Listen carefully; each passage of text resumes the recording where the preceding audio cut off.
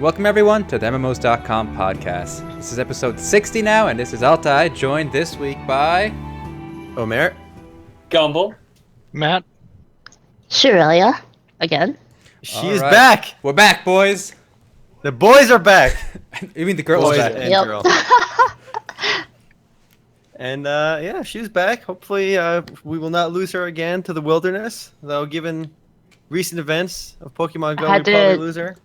Had to go on my Pokemon journey, you know.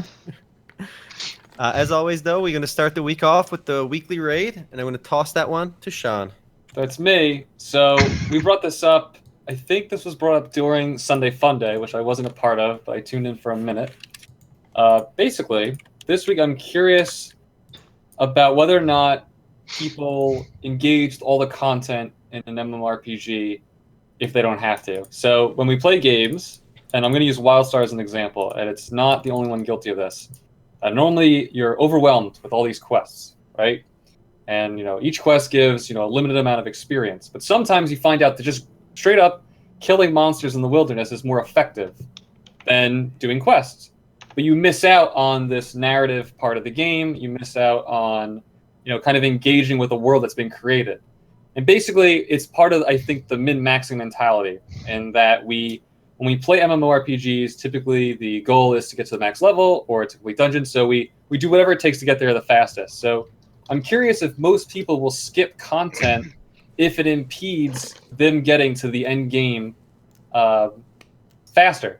Will you just go out and grind mobs if quests don't give you enough experience? Do you always choose the fastest leveling method in an MMORPG?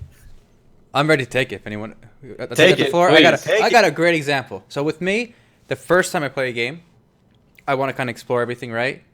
And I think people should do that. But with alts, it's fine to skip. And my great example, ready? Diablo 2. How many people do we know that do runs? They get run through just to get to the end. I know, and I played the story at least a dozen times from beginning to end, all the acts. But I know people who play as much as me, and they're like, I never saw Act 3.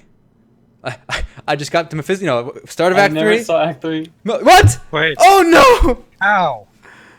In Act 3 in Diablo 2, you could skip the whole thing. You could go right from the first town all the way to Mephisto if someone has the waypoint for you.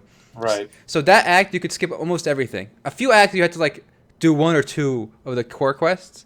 And I thought the people who did that, they skipped Act 3 and a lot of other content. They really missed out on a lot of the atmosphere that Diablo had to offer. And I really, I feel sad for those people. So really, though, what we're getting at is, are you someone who would go out and try to experience all that content? Like, Yeah. if I go into you, I high level, I go, I offer to run you through so you level up faster. I say no. Would you say no? You're going to say no to that. I You're going have to to- refuse their help. I've done Act 3 more times than I should have. Well, like I said, I've done the Listen. story, beaten 10, 12 Listen. times, and I could have done it once and skipped the rest. Okay. I guess I'll take it All right. now. This is super situational for me. Like games like Diablo, where I just paid however much to get the game, I'm gonna go through everything because I feel like I'm missing the point if I don't go through everything. And if I skip a whole act right in the middle, you're missing a lot of story that you're just not gonna have later. But if you have MMOs, it's very it depends on the MMO, right? Like when I reviewed Champions of Regnum, I basically went in. I was bored as shit with most of the basic content that they had because it's just all kill quests basically, and the environments are terrible and stuff like that. And I'm just sitting there do I have to keep doing this until I hit level 30 or whatever to PvP? So I had some guy power level me because I was so bored of the quests. They were just not fun. The story wasn't anything special at all, much less much of a story. It was very clear the game was all about the PvP, and so I wanted to skip that and get there as fast as I could. And then there are games like Riders of Icarus where I don't like the story. It's just not entertaining, but it's there for people that want it, unlike games like Champions of Regnum. But it's not entertaining to me, so instead I want to do all the quests and get as much XP as I can from them and feel like I'm actually seeing everything, but I don't actually pay attention to it. And then with games okay, so I'm going to do two different examples for this because one for like offline and one for MMOs. But with games like Final Fantasy 14 and The Witcher 3, I go through like everything I can. There's only one time that I really skipped anything in The Witcher 3, and that was because I was too eager to see how the story played out. And I skipped a side quest, and I didn't realize I couldn't come back to it later, and I was pretty mad about it. All right. Are we in agreement But, though, Matt, with alts? Let's say like MMOs. Once you've done it once, maybe you can go ahead and skip it. I don't mind that as much. No, alts, you should definitely be given the option to skip because it's like you've seen everything, you know how it's going to play out, and especially in MMOs, that is a long amount of time that you have to spend doing all that again. And it's just like, you want me to sit here and go through 30 hours or 50 hours or whatever of stuff that I've already seen. So yeah, I'm good with alts and stuff. I'm gonna take a very definitive stance. Okay, I mean, it all depends on the game's design as well. But I'm gonna take the fastest route possible.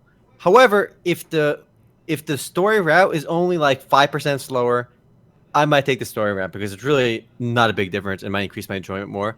But when a game like Tera, for example, presents you with an option to go through the story stuff and level at your own pace, or there's a path A and a path B. Path A is the story stuff. You do the questing, you do the grind, and it takes you a long time to get to the max level. And they also offer you a path B, which you can get the max level in like 5 hours of like 6 hours, 7 hours of just mindless battlegrounds. Even though it's stupid, it's incredibly fast and requires no thinking. I'm going to go the no thinking route only because it's a superior option. I don't want that path to be there, but because it's there, I feel like an idiot if I don't take it. And the mode my brother's talking about in Tera, I'm displaying it on the video right now. It's a new Battlegrounds thing they added, which you basically get a level plus every time you complete it and you win. Oh, holy crap, that's a lot. And I will agree with my brother. It's ultimately it's a design flaw to offer such a hasty leveling. So I don't blame him for taking it, but personally I wouldn't. And this is something that's been with me for a long time. I'm sure my brother remembers when we played Ultima Online in private servers. Even though we were trying to get to endgame, I'd rather slow down and experience the world than just grind, just instantly cheat my way to the max level and just start there. I think they incentivized that way too much. Like, I mean, it's Way clear too that they much. really wanted people to play it, but that was absurd. In fact, I don't think it's that they wanted people to play. I think they wanted people to use it as a means to get to max level. Because if they wanted people to play it, like, they could have offered cosmetic rewards because you do get tokens for playing it, and you can get cosmetics out of that. But no, they give you so much experience to scales with your level. And just shoot, I want to get your thoughts on that too, because you actually played Terra at the max level without this event. Basically, it's a battleground that lasts 10 minutes, right? The winning team gets at least about a level in like 15%, but we'll just say a level every time you beat it, right? That's a lot. So assuming you win 50% of the time, you get a level every 20 minutes. What do you get for losing? Do you still get like Nothing. 50% of that? You get 10%. You get like 10%, but that's almost nothing. But the thing is, it requires no thinking, and you can just do it while watching TV on the other monitor or just not paying attention.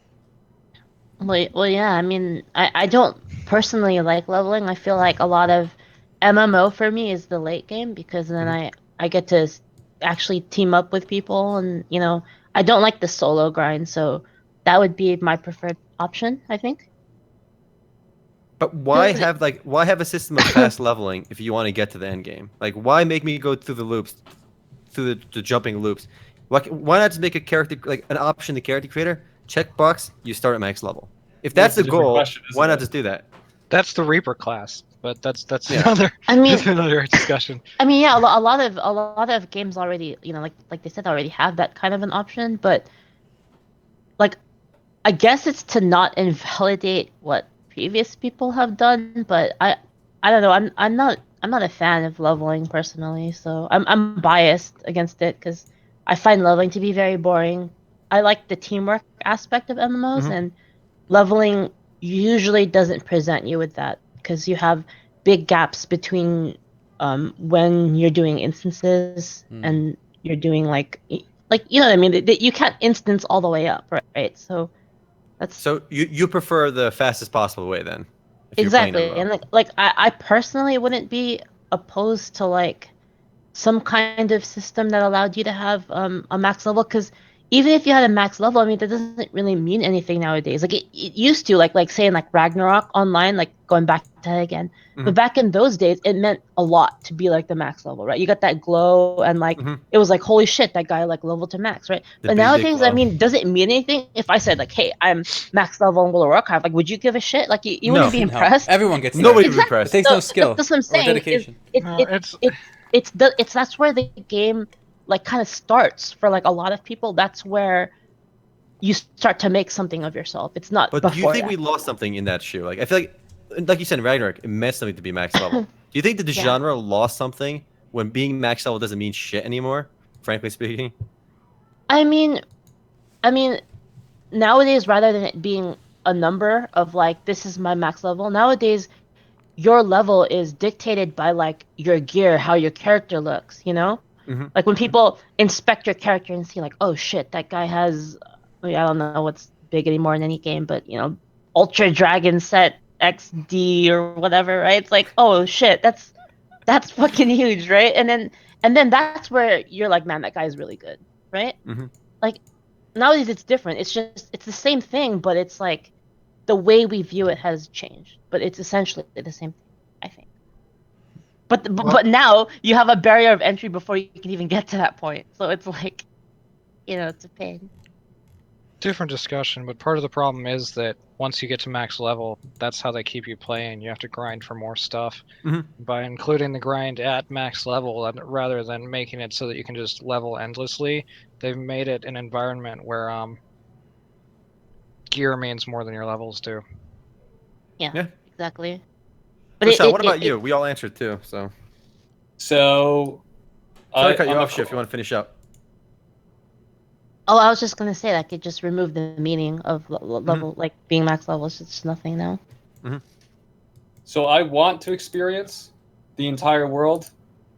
Just to give one quick story, in D3 I discovered a glitch to max level characters in like a matter of hours, and I felt like if I didn't take advantage of the glitch because other people were doing it, that I was a fool.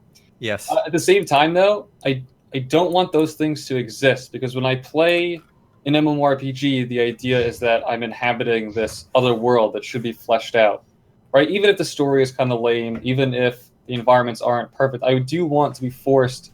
I want to be filtered through those worlds. I think that, like WildStar's issue was there were so many quests, it was kind of overwhelming, and then I found out that quest XP wasn't as valuable as just grinding. When I discovered that, I do end up grinding because I know it's more efficient, but I don't want it to be. You know, I want to be. It's a very tricky line for someone who's a developer, I think, and I'm sure it is. I mean, I'm not one; I don't have any experience, but I'm sure it's a very tricky line to try and satisfy the people who want to rush through the game and also provide a thorough leveling experience, because I do want to feel engaged, right? And I'm only going to feel engaged by interacting with NPCs, by kind of being forced to see the whole map. If a game is so quick, and if I level so fast that the maps end up becoming this, like, they kind of fade into the background. I felt like that kind of in Aeon, which maybe is a... And I think Tera did a much better job with that than I think you guys, some of the other crew here gave it credit for. Because I remember playing Tera when it was new. To me, it kind of felt slow and sluggish and not too interesting. I played it again now, and by the all the old content's outdated now, right? All like the early stuff. So rather than Aeon, where I'm exploring this empty, massive map, right, for like a while, I think Tera did a great job of streamlining it. It's very quick to level, even with the quest and story. All the quests you can do. There's no like trash quests, right? I actually did all my quests, and it got me from point A to point B. Each time, like I finished all my quests, I'm in the next node, right, where the quest givers are. I go from there, boom, boom, boom, boom. The pacing, it was quick, right? But I didn't feel like I was over-leveling my quests at any point. I think a great way to sum it up is to say, I want to be a completionist in a game, but I don't want to feel like I'm a completionist. I want the game to make me a completionist without actually feeling like I am going out of my way to take in all the content. That seems like a very difficult thing. We play MMOs to show off our big dicks. All right.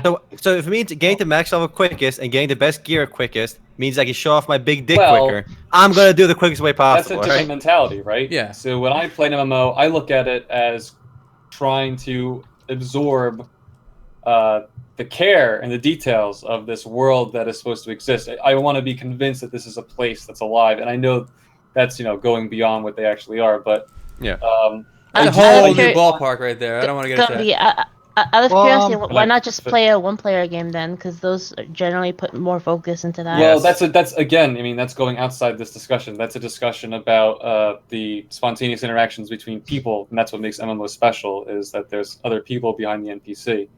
But what I'm getting at is just that I want to feel forced, and I want to feel compelled to see every aspect of this world.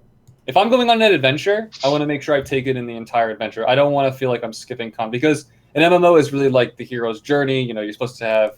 It's supposed to not be easy. It's supposed to be tough. And then when you get, and then also it makes getting to the end when you've done all this other stuff, when you have all this experience, when you have this quest log that's totally filled and check marks everywhere, it feels far more rewarding to me to sit max level. Then the experience of leveling to me is just as valuable of an experience as completing endgame content. Because I think the rush to end game is what has kind of created this mentality, this min-max mentality of I'm going to take advantage of whatever situation arises to get there faster, and we don't take in the rest of the content. Okay, just before we move too far, I did want to throw it out there, a more specific example that I've been giving. I definitely would not be doing what Omer is doing with Tera and taking advantage of the PvP thing. And part of that is also the fault of the way that the PvP arena is designed. I didn't find it that engaging. It was you have 4 abilities, and it just felt like we were like It's throwing boring. Call it what it is. It's boring. It felt like we were throwing ourselves at each other until somebody just happened to like run around everyone else and put more damage on the main character. I mean, it didn't feel like there was anything going on in there, and the abilities were they had such high cooldowns. It felt like you couldn't really use them more than once. It was like save it for a good play and kill maybe like one guy in the process. It wasn't very engaging, and I What are you definitely looking for wouldn't is be doing boring, that. Matt. Okay. Even if I was leveling really quickly. And then the other thing is though, completely different discussion. I feel like the whole leveling process, making it streamlined, as Erhan put it, kind of comes at the cost of making the world feel like it's literally nothing. It's just in a space in which you're going through. I mean, they really cut out a lot of quests, and it really did feel like I was just going through it for the sake of leveling rather than there was a world there. I agree with that. I agree with that complaint. But ultimately, before we move on, one quick thing. We saw how 2 older games handled it, whether it's Aeon and Tera. Of the 2, I felt more engaged in Tera, and I could get to where I need to be, the current content, faster in Tera. That was my vote. Omar and Matt, I don't know how you two felt about that. I'm throwing my vote on Aeon only because I didn't feel like I could cheese my way to max level. I feel like I can cheese my way to max level in Tera very quickly. Again, 2.5 hours. I'm level 37, and requires brainless, no effort for me. But I feel like like if you feel like you can cheese it, it just kind of makes everything feel pointless. It's kind of like this whole leveling process. Why are I max level? I'll emphasize I'm talking strictly the progression. I mean, the gameplay is still fun, and you can just we're talking basically which one did a better job getting you to max level. Yes. To current content. Yeah. I think Tera, you guys say on. All right, fair enough. I have a related question. How do you guys feel about when they increase level caps? Like, do you guys like that? I feel like they have to. Mad? I feel like they have to. In a level-based game like this, I don't see a way around it, to be honest. You have to keep people engaged in a way that's different than grinding gear. If you just add more of a gear grind every single time, it's going to be like, but why? Why are you making me replace this stuff I spent 6 months getting? And I feel like it's necessary too. But when you add levels, you also make all the gear worthless. You know, as with any expansion, when this new high-level gear comes out with new higher level requirements, all that level 60 gear is garbage in the 65 gear. Like greens from level 65 or just common loot from 65 is better than your raid gear from 60. So you have that same issue still. It's all about perception, though. I mean, it's if you have levels, you're getting that new gear because it's not the right level. You know what I mean? Mm-hmm. If you just introduce new gear that's better, you're just getting it because the developers decided that your old gear wasn't worth it. Do you have any insight on how you can handle that better? Maybe do you like the higher level caps, or are you against that? I don't like having to grind up again, but again, like I said, it makes a lot of sense for them to do it, especially for newer players that are like entering the game because they don't want to have to grind through all the gear. It's actually like technically faster, right? I don't know. Final Fantasy also did another thing where they added like that Crystal Tower, which is like a huge brainless raid, but it got you caught up in gear really quickly. Oh, I don't that's a good like idea. that. Yeah, but like I haven't played Final Fantasy. I mean, I want to play it, but like every time I like sit down and I buy a time card and I'm like, all right, I'm gonna play Final Fantasy, like, but I have to level, and I'm like, nah, and then I don't play. And with that, let's change gears to something I think we've all played this week, and that'll be Pokemon Go. Is it Pokemon time? Oh snap! I think it might be Pokemon time because, first of all, has anybody been playing something else besides Pokemon Go this week, along with Pokemon Go? Yeah. Overwatch, Well, I haven't Overwatch been playing- competitive. I haven't been playing Pokemon Go because my phone's broken, but I've been Ouch. in the car every now What and kind then. of Cat's Pokemon like, master get are you Pokemon now?" for me. So I'll have it open and I'll actually be playing it in the car because she wants me to, while I'm in the passenger seat. So Grab how all the amazing Pokemon out is this phenomenon? I'm sure you've all read about and seen online just how big this has gotten. A quick number: in 3 days or 4 days, it's been out now. It's made over $14 million. It's top in the charts, top in downloads on mobile right now. Okay, we kind of saw this coming weeks ago. You forgot the most impressive part. Out of all the things Nintendo has done, a mobile game made their stock go up like what, 40%? 40% in a single day. Yep, the stock, the price, and the funny thing is, Nintendo didn't even make this. Some Google-owned company, Niantic. Formerly owned Google-owned company. No, they still own the majority, I think, or a portion of it. Okay. Nintendo maybe also owns a piece of Niantic as well. Yeah, so, I mean, Nintendo and Google are co-owners of Niantic. And the Pokemon Company, obviously, but Yeah. they're Yeah. not actually owned by Nintendo. So Nintendo has stubbornly refused to release a mobile game for a long time, and they've always been kind of hesitant. And they just started dipping their toes in the water within the last year. And after such a long period of like the Nintendo company going nowhere, stock going down, they released Pokemon Go, and within a couple days, it goes up like 40%. So I mean, a company that's worth $12 billion one day, after 2 days later, it's worth like $20 billion. I don't think. Oh, good. Sorry. Pokemon Go alone added like $8 billion of value to the Nintendo company. Like one game added that much value, which is insane. All right, so I don't think it's fair to completely attribute that to being mobile specifically. I think it's what? a lot of the No, like for example, if they were to just release like a game on mobile, I don't think it would be as big as Pokemon no, Go because of the they've fact already that it done. has- They've already done that, and even a Pokemon game, Pokemon Shuffle, it didn't get as big. I Okay. like Pokemon. I think the thing that made this big is the whole interaction with the real world. Can we explain? Can we Yes, just give I a think so brief too. synopsis of what it is, even though I know everyone knows it? All right, should at Sean, least take it away. So Pokemon Go is a game on your phone. Basically, you have to have your GPS on, and when you log into Pokemon Go, it gives you an overlay of the world around you. So I have Pokemon Go open right now. I'm in my house. I have an avatar. I see my avatar in my house, and there is a blip being sent out, like a circular blip. And that's my GPS. And as I walk around my town, Pokemon will spawn randomly. It's as if the entire world is tall grass. And so as I walk around my town, I find Pokemon. I can throw a Pokeball at them and catch them. There are also little hotspots on the map, normally parks, police stations, libraries, churches. From there, you go to those hotspots, and that's where you can collect items. Also, if lots of people are at these hotspots, you may find more Pokemon, such as at a park. So the whole idea is to collect Pokemon. You level them up by collecting more of the same type, and we can go into detail later, like all the 30 Weedles and Pidgeys I have. And then you can take over gyms for your team. When you play Pokemon Go at level 5, you join one of 3 teams, basically red, blue, yellow, like the original Game Boy colors, minus yellow, which is later. But it's all passive, right? There's no direct battles between players, and we can discuss maybe why that is later. But you basically take over gyms, and then you put one of your Pokemon there to defend it, and the gyms get swapped back and forth between the different colors.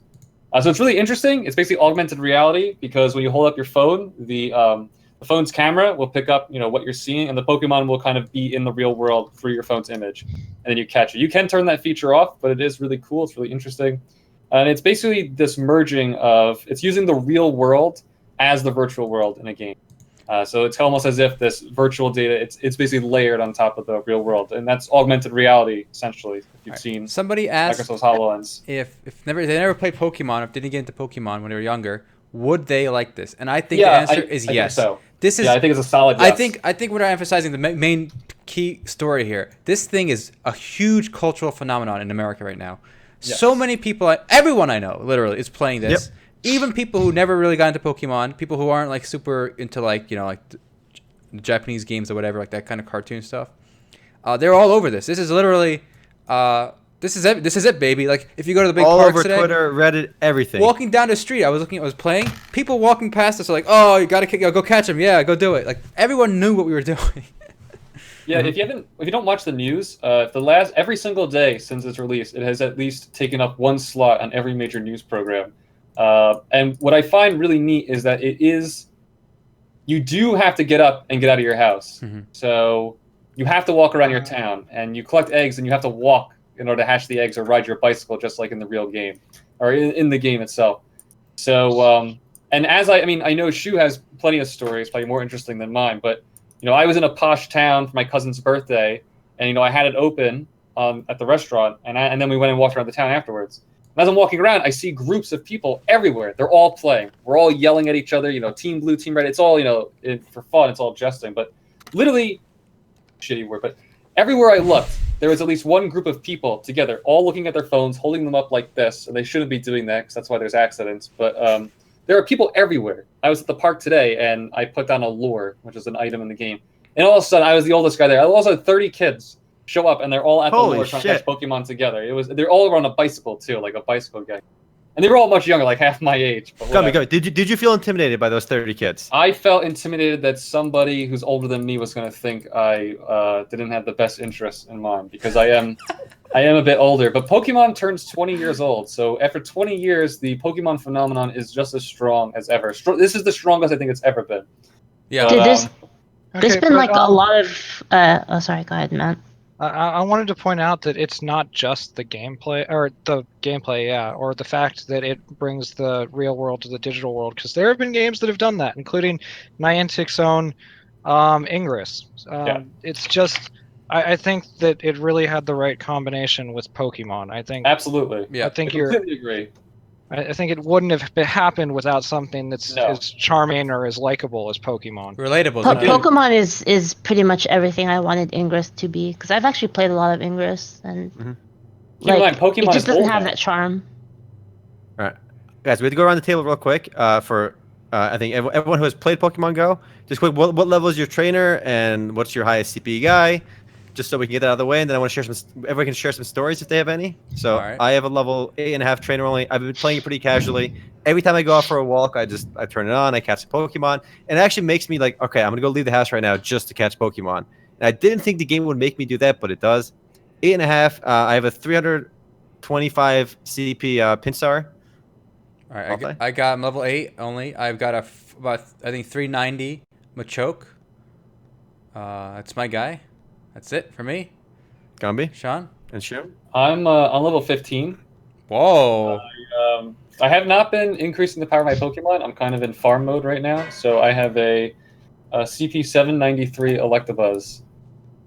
And I know Shu's the Pokemon master. Shu, take it away! I'm like a pixel from 23, and the leveling curve goes up steeply after 20. Like it just takes you forever to level after that, and I mean my current strongest is I'm gonna round up to 1850. It's my strongest. Holy right? shit, 1850? Holy What shit. Pokemon? Which Pokemon? Vaporeon. Vaporeon. All right. Nice. Oh, you get Eevees all over the place. I know. Yeah, I live in a EV Clefairy area. I live like on a mountainside, so like I get lots of Clefairies. So EVs. Sean shared a pretty interesting story. Shu, you told me a story earlier on Skype, and I think you should share that because I thought it was pretty funny. I have plenty of good Pokemon Go stories. All right, drop us one. Probably one of the best ones. This one actually happened like recently. It happened like last night. So there, it was like 2 a.m. ish. We'll just say 2 a.m. Mm-hmm. And then our gym was under attack, and so it was like really low already. It was like 83 HP. So we were like, shit. What do we do? And like, what we did was rather than go, because it's in a park, so you can't actually drive to the location because it's like in the middle of a park, but it's on top of a hill, like a mountainside, right? So at super late at night, me and my brother Loki, we parked down the street, we got out of the car. Rather than going through the park, we went up the hill, like up the mountainside through the bushes, and we hid there, like in the bushes. And the instant they like neutralized the point, we like threw a Pokemon in there, and then they got really mad, and then they started like attacking our point, and then we kept attacking them back, and they were like, "Where are these guys? Like, what the hell, right?" and then so after that, like, you know, we're like, okay, they stopped attacking us because they gave up, right? And then we're like, okay, we're gonna go walk into the actual park and like look for Pokemon. Right? Drove the car back up. We parked the car. We got out of the car, and these two guys there, they're like, you know, these men, there's still a lot of people at the park, and that's late, right? These two guys like look at us, and they're like, I think it was them, and the other dude's like, nah, man, they just got here. Oh. It was you all along. So how long before a real life fight breaks out over Pokemon? You Probably know, already happened. I carry a knife on me. What? I'm not fucking around, dude. Oh, are you No, kidding? shoot, you run fast with a knife. Oh my You god. do. You run way faster with a knife. Okay. No, she does carry a knife. She's weird like that. Oh, man, this is the best. This is another story. So we're sitting. It's like 3 a.m. We pull into this Poke Point, and there's like a guy like sitting there in the car. We pull into it, and then he like pulls out. Like, he takes the point, and he pulls away, right? And he drives away. So he's driving like down the parking lot, and then he has to make like a loop to like get out, right? So he drives down. He makes a loop, and while he's doing this, me and Loki take out his point in like literally like one fight, like 15 seconds, right? We just take his point down. And so he drives down the street, and we just see him flip a U-turn and go right back into the parking lot. And then and then I see him in his car. He's like sitting in his car, pulls his phone down, and he like looks at it, and he just makes a disgusted face because like the Pokemon we put in there is like 1.8K. So he just fucking like drives away. He just drives away like so defeated. He walked away defeated. That's pretty funny. But it's really crazy, like just the amount of people that are still out, like at insane hours, like you just get to meet a lot of people, and like I'm pretty antisocial, but like just being able to meet people and have like a common thing to talk about, and like kind of it is really neat. Like I was telling Sean the other day that like there was this bridge like over a creek, and it's in this park, and it's like there was nobody there, like literally nobody there, and it was like you know 2:30 a.m. right?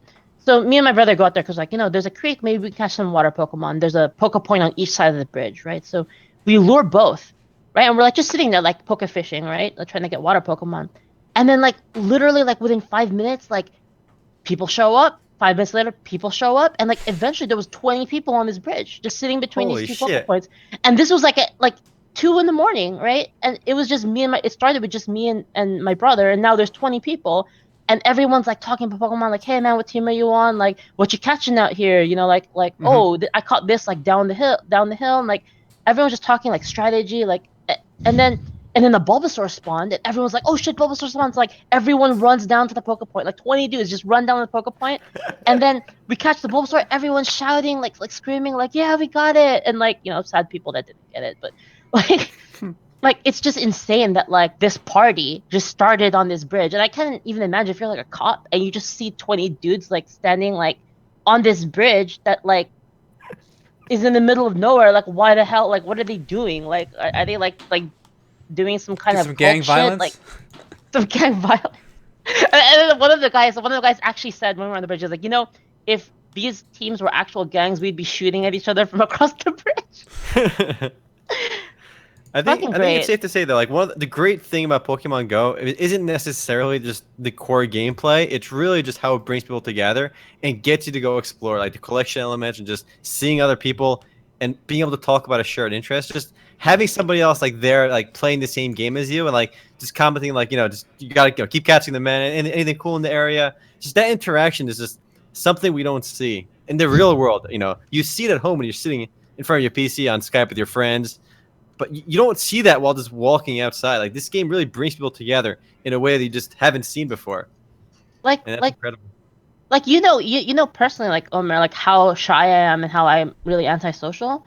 But it's like I said, just like having like that glue of like, hey, we're all we're all after the same common goal, sort of like to catch rare Pokemon. Like you can collaborate. Because another thing that I think was really interesting that this game did was they didn't release any documentation, like nothing. Yeah, that was weird. They You just didn't tell started, anybody. you just gotta figure it out. Exactly. There's no tutorial. There's no how to do anything. So if you want to learn, you have to ask people, right? And Yeah. I found myself doing that a lot too. Like I saw a guy with like a like a ghastly. I'm like, hey man, where'd you catch that? He's like, caught it at the church, like over there. Like like you learn where the Pokemon are by talking to other people, and then you pull your information that way. And it's crazy, like how they did that. I wonder if that's intentional. Smart decision. So okay, like I said earlier, this game is huge. It's making a lot of money, and I'm sure people want to know: is it like pay to win or whatever? What exactly is for sale in the store? Sure, I guess you can go into that in detail. You can buy, I know you can buy coins Yeah, sure. and whatever. I can actually have the shop open. So, Pokeballs are probably the main thing that you'll end up buying. No, It's come about on. Nah, dude. The I throw eggs, Pokemon. bro. I mean, yes, the eggs, but I've bought more Pokeball packs than I've. All right, fair enough. So Pokeballs are like you just throw them like Skittles, pretty much. So it's just like a 200 Pokeball pack is like these are at base values, of course, like $8, and then incense you can use to what incense does is it spawns Pokemon just for you if you have it on. It's a attractant, Pokemon attractant. There's lucky eggs, which give you double EXP, a complete necessity to be competitive at this game, I think. And lures, which are if you're at a Poke Point, you can drop a lure which attracts Pokemon for everybody at that point. So it's like a AoE for your friends and enemies type of a thing. Egg incubators you can also buy when you're walking around with a Pokemon egg. They hatch just like in the game, like it's funny because you actually see people like hatching eggs on a bike. It's like the game is like for real now because I mean that's what you do in Pokemon games, right? And then after that, it's just bag upgrades and Pokemon storage upgrades. So I think it's fair to say though it's not pay to win. I think you can play the game No, it's pretty easily. It's free to play, pay to win. I'm gonna say it. no, okay. So the biggest resource that you need for attacking people is actually potions, and you cannot buy them. Can you buy the dust? Do you need to upgrade your Pokemon? No, No, you you can't buy the cannot. dust. So you get The dust. only thing you can buy is like Pokeballs. EXP boosting stuff, Yeah. Pokeballs, and increasing your spawn rate of Pokemon. So Well, EXP boosting is what you can buy. Right. But as far as like if you actually wanted to attack a gym, potions are your resource for that because your Pokemon there is no Pokemon Center and they don't heal naturally. So you You need have to potions. use potions. You have to go walk around. You Yeah. have to have potions in order to assault a gym, and you can't buy those at all. I see. Okay, I have yet to take a gym, so I will say this for everyone watching. It sounds really cool. It is really cool. I'm having a lot of fun. It does start a little slow because I think the Pokemon that appear are the ones you can catch and like their power or whatever kind of scales with your level. Correct me if I'm wrong. It does. You're Okay. correct. It does. So at the yes. beginning, I was like, oh, another Pidgey, another Rattata. Like, what is this? But Actually, there's something that we can actually help with that, and I'll let Gumby take that because he knows what it is. Oh, in terms of leveling faster? No, in terms of finding Pokemon better, like Oh, different variety. So we talked about this item briefly. You're talking about the lure, right? And the amount of people in an area? Yeah. Okay, so basically, the way Pokemon spawn is it's dictated by the number of people in that area currently playing Pokemon Go.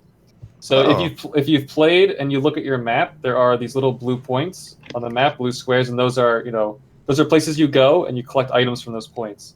There's an item called a lure, and when you put the lure down for a half hour, you'll get increased spawn rates of Pokemon. And what happens is people will look at their GPS and they'll see those lures going off, and if they all gather in the same spot, the spawn rate and variety of Pokemon also increases. So the more people in the same area, the more Pokemon that will spawn and the greater the variety. So you want to try and go to an area that's populated, that's popular, and you want to all be together. So the game actually forces everyone to come together in order to catch more Pokemon and get more variety. Because if you're by yourself, like I'm at my house right now, and I probably get one spawn per hour without an incense, and I have it on right now. It's extremely rare, and there's nobody around me but me playing. So yeah, that is basically confirms that the more people playing in a given area, in a given immediate area, the bigger the variety and the quicker the spawn rates.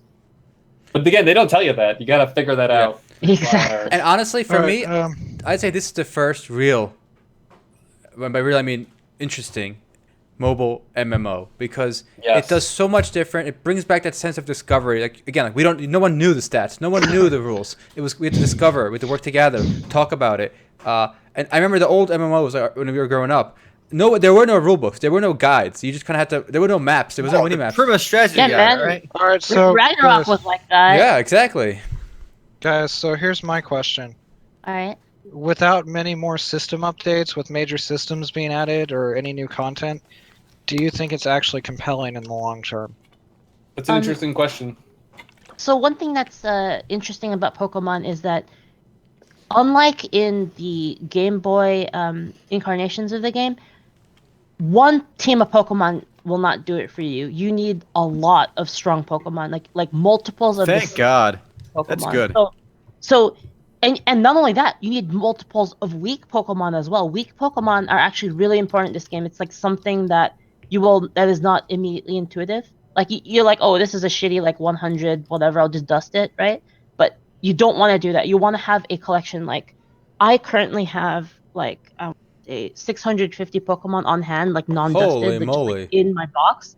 And the reason why I have that many is because they're for different purposes. You need attack teams, you need defense teams, right? When you're attacking, you want a Pokemon to have the skill, because oh yeah, I forgot to mention, all the Pokemon have different skills amongst Pokemon. I don't know if you knew that. But like two Pokemon like that are the same species, the same level, will have completely different abilities. And so for an attacker, you want abilities that are like relatively the same as the type to make it easier for attacking, right? But when you're defending, you want the attack type to be different because you want to throw off people that are attacking. Confuse attackers, yeah. Exactly. You want to have, like, for example, we have a Tentacruel, right? Who's a water type Pokemon, but he has poison type attack. So if you have a water type Pokemon and they're like, oh, well, I'm going to use a plant Pokemon to attack you, well, too bad, I have super effective on you because I have poison type attacks. Right? So there's like a whole mind game to, like, you need to build separate teams for attacking and for defending. And then you need a separate team of lower level Pokemon for buffing gyms because you need a variety in order to help buff your gym. Which is this whole confusing thing, which we will explain in our column that we're going to have, right, Gumby? That's right. And we missed one thing. Something that's very important to point out. And unless you've fought a gym, you won't realize this. But this is not traditional Pokemon. So when you gauge in a battle, in traditional Pokemon, you would, you would just keep tapping A because you should have sorted your abilities with select to put the best one first. And you would pick from 4 abilities. Now, every Pokemon in a shoe set has 2 abilities, and they vary between the same Pokemon, so that's why you want to cultivate as many as you can. When you're in a battle, attack and an ult. Right, so it's active combat, right? So I'm in a battle in a gym. It's my Pokemon, I'm versing the Hypno, say I have Blastoise. I just keep tapping, right? And as I tap, it's doing an attack. And I can actively dodge by swiping left and right. So it is an active combat system. And then I build up a special meter. So when I tap, it's doing when you look at your Pokemon, there's 2 attacks, one on top, one on bottom. When I tap, I'm doing the top attack. Say it's like Scratch, right? I build up a meter, which shows up underneath the top left-hand corner. And when I build it all the way up, I can hold down. I can touch on the screen and hold it down. That does my special. Say it's Thunder. I hold down, it does Thunder. So I'm just tapping, and then I'm tapping, and then I'm holding down. So, and I can dodge left and right, and dodging is not easy. You're gonna want to dodge like the enemy ult, like when you notice the animation, but then you also have to time it because you don't want to ult while they're ulting, so then you'll get auto hit by their ult because the ult has a cast time, right? So it's action combat skill based, is what I'm getting. Sorta, yeah. It's more about super skill based, but it's a lot. It's more of a knowledge game, I'd say, right, Gumby? Yeah, absolutely. Because keep in mind, I've heard it said for some reason that types don't matter. They freaking matter, like a lot. So if I'm water and you're electric, I'm probably gonna lose, even if my CP is like 200, 300 more than you, because types matter. So yeah, it matters a lot. And again, combat's not traditional, which is why I think this also will appeal to people maybe who weren't a fan of the Game Boy game. Because it is like taking advantage of the way phones function, which is tap, tap, tap, tap, tap, tap, tap. But to me, again, combat's not the most engaging part, but collection of all that. But yeah, that's how combat works. So keep in mind, it's not Pokemon. It's not traditional Pokemon. And some people see it as a criticism. I don't. I'm glad they've tried this new thing, and I actually do enjoy it because again, it's about You're basically a Pokemon breeder. Cultivate the Pokemon for the gyms, or have a big library of Pokemon to choose from, and then fight the gym. Exactly. All And right. there are team- trick shots. Someone mentioned it in chat. You can throw Pokeballs. You can like spin the Pokeball when you throw the Pokemon at curves. You get some bonus points and whatnot. But we can go into that in our column. Yeah. Uh, Enough about like the details because we can Sure. we can read about that more. What are your Matt? I do think the initial buzz might slow down, but the good thing Yes. about Pokemon is there's so much content to be added that I think they're gonna. I mean, every game eventually, right, will slow down, right? But I think it's enough content to keep it going for a long time. Speaking of which, I'll say there's a rumor right now that the expansion. So again, this is just people saying stuff. Apparently, someone from Niantic spoke with somebody and said that they're gearing up for December for Johto. Wow, it's pretty. This sounds like very this seems like the least credible rumor. Okay, apparently somebody from Niantic talked to somebody who also like posted online. No, Come on. apparently, But here's my apparently- thing. What does that mean? What does that even mean? more Pokemon. Oh, Pokemon. But okay, so And they're already adding training. gearing up for Johto doesn't like. It's the real world. It's not like they're going to be adding a new continent. new No, but Pokemon they from are Johto. expanding. They're expanding the library of Pokemon.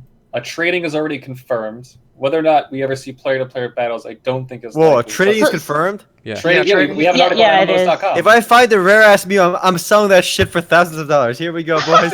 Oh, but There's gonna be Pokemon dealers at the park, like in this shady like bathroom stall. so with more Pokemon on the way, here's the question: is anybody else like okay if they never add the more recent Pokemon? Yes. Ah, yeah. I love the originals. Totally okay. I love the Get hell outta originals. here, Nat. No, If- they need to add.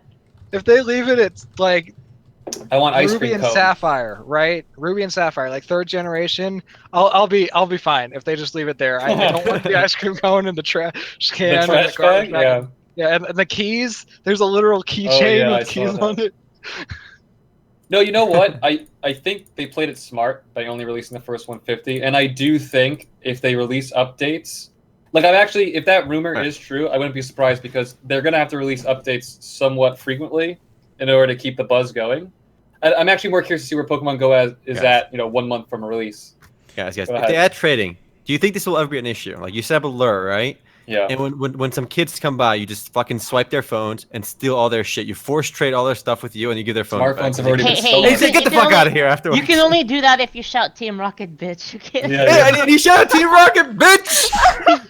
Like, what can that poor kid do? Let's say, like, you're an older guy with, like, 3 friends, and at nighttime, you just mug their Pokemon. As you go to the police and say, he stole my Pokemons! That's it. Aren't going to give a shit, because they're virtual goods. But, like, people are fanatically into Pokemon that can happen. And the consequences won't be real. Well, because, we will see shit like that. We'll see worse stuff than that happen and because then this is involving the the real world. role-playing Team Rocket, The role-play is part of the game. I don't think that we can make it not happen based on what might happen though. At the same time, because Right. that's gonna happen no matter how people can abuse it. And I mean, I don't want to go too morbid, but like if it means we killing know. somebody, stealing their phone, and trading it, I would believe it could happen. You know what I mean? Yeah. It's just it's just gonna happen. Also, Or you can always trick the retards. Oh, go ahead. here's a crazy thing. This game is not even out yet in Europe or Yeah. Japan. That's the part that surprised me.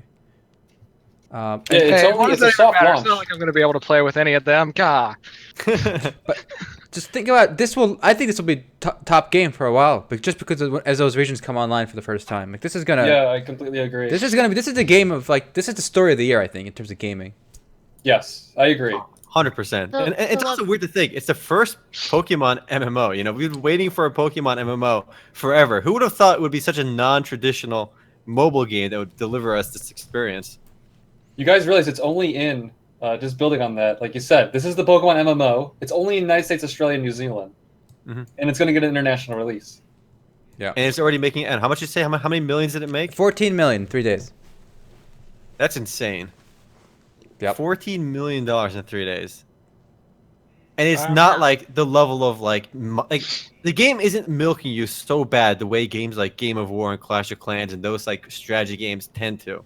Like You can't just instantly pay for like max level OP shit. And in this game, I can play at my pace, right? No, you can still you can pour as much as you want, right? And I think some people on this board probably have poured a lot. But the point is, I don't feel like I'm being attacked by people who pour more. Where in a game of war or something, right? Like after the grace period, I'm just insta camped, right? Like I can't do anything. I'm dumpstered in a game of war or whatever, or Clash of Clans. Whereas here, if I want to play for free with my friends, what other people are doing doesn't affect me too much. With the gyms, it might, but I can still collect and have fun and hopefully eventually battle my friends. Because I need that. Because I think in a year from now, the pay-to-winners are going to be like, their CP is going to be so high that all the gyms are going to belong to them.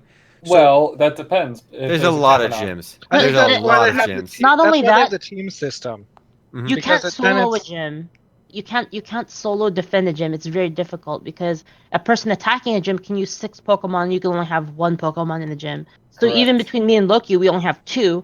And you have to imagine, like, people are rolling up with like 6 of their friends attacking us with 6 Pokemon each, and we only have 2. Right. So it's like it's really difficult. Even my 1.85k Vaporeon. I mean, you'd think that's really strong. It just got taken out like just an hour ago. I have to go take it back. You know, it's nice. Matt? What I was trying to say is that the whole pay-to-win thing isn't going to matter because it's all down to the teams. I mean, it's all about interacting with other people, and it's going to come down to not who's paying the most, but who's cooperating the most to take out the other people. It's kind of like every other game like this. It's more about bringing people to work together than about one person paying to own everything. You guys want to know one thing I think is really interesting about this game? It made me excited to go do shit that I normally would be really upset about doing. So, for example, Loki needed to get his oil changed, right? And he was like, "Oh, I really need to get an oil change." I'm like, "Fuck, sign me up, get me into your car, let's go." Yeah, exactly. Right? And then we went, and then we're like, "Wait a minute, this post office, come on!" And there it was, a Pokestop right on top of the oil change place. I lured that, and I sat in there, and I was like, "I don't care if this thing takes an hour." You're gonna camp that Pokestop. Yeah, and my mom's like, "Can you go check on Grandma's house? Because my grandma moved to Japan, so she's selling her house. But can you go check on it because, like, we think they left the air conditioning on. And it's like 8 cities away, right? But I'm like, sure, I'll go because there's probably some different Pokemon there that we don't have here. You know, it's like. It's funny, Sean. I feel the same way. I get excited to do mundane things because I'm curious if Pokemon will be there. Okay, but here's the question: can it make you excited to go to the DMV? Because nothing. I kind of am. Is it a Pokespot? Because I'll wait in line. Is there rare shit there? If it's a Pokespot, you can lure. Then yes. All right. Somebody asked in chat, does this drain your data? Not so much your data as your battery. This game kills your battery. I bought 4 battery packs. Yes, I have friends who've bought multiple battery packs. And it's a funny thing on Reddit, if you go on like some of the subreddits, people posting pictures of their local Best Buys or whatever, the whole rack where they sell the external USB, the external batteries are sold out. Like I can recommended battery pack that a lot of English people. Let's check on Amazon. There's a shit ton on there. Yeah, I bought one. I came in just now. There's a really good one that all the English players use. Drop in the article. Drop the link. You put an article too, so people know. In the link with the Amazon referral link. Oh, of course, gotta get that 5% commish. Someone asked if some restaurants are Pokespots, and actually tonight in the news, in my local news, there was a restaurant that became a Pokespot because of a piece of art in the restaurant. So what the guy who owns the restaurant did is he got the app and he constantly puts the lures on the Pokespot. So his restaurant is completely full all the time now. Oh my god, that's so smart. That's amazing. All there. That is genius. What's funny though is that so now that restaurants are learning about that this happens, and it's just kind of coincidental that this guy, because of Ingress, has a Pokespot. Every restaurant now is probably petitioning Niantic to turn their restaurants into Pokespots. And of course that can't happen because then it defeats. Or it's pretty funny. Imagine like you're the landlord, right? And like you put it on your like advertisement for lease space Pokespot, is a Pokespot, right? Perfect for a restaurant. That's Or a gym. real thing. That's a real thing. Hold on, let me post it. I sent it to someone recently. It's like your rent is worth like 30% more because the Pokestop. Guaranteed to I think boost business. that's a great way for Yeah, the I saw the that. monetization options that this company has now with this are so immense. Whether it's rare Pokemon in a certain spot, Pokestops, gyms, you know, like there's so much they can charge. And because of big that, companies. they don't have to soak players because they can monetize like from business owners and stuff. That they don't have to milk the players, which is good. Here, I'm gonna post it in chat, guys. Yeah. That picture up. What is Let's this? check this out. It's a house for sale, and it's conveniently located between 2 Pokemon gyms and has 8 Pokestops within walking distance. That's hilarious. Within the description. That is hilarious. It's like imagine your realtor just saying, "Oh, by the way, there's 8 Pokestops within walking distance." And like that's I think this game. Check out this one. Check out this one, guys. oh, that's pretty great. Pokemon are for paying customers only. That's a no free loading my at Dairy God. Queen.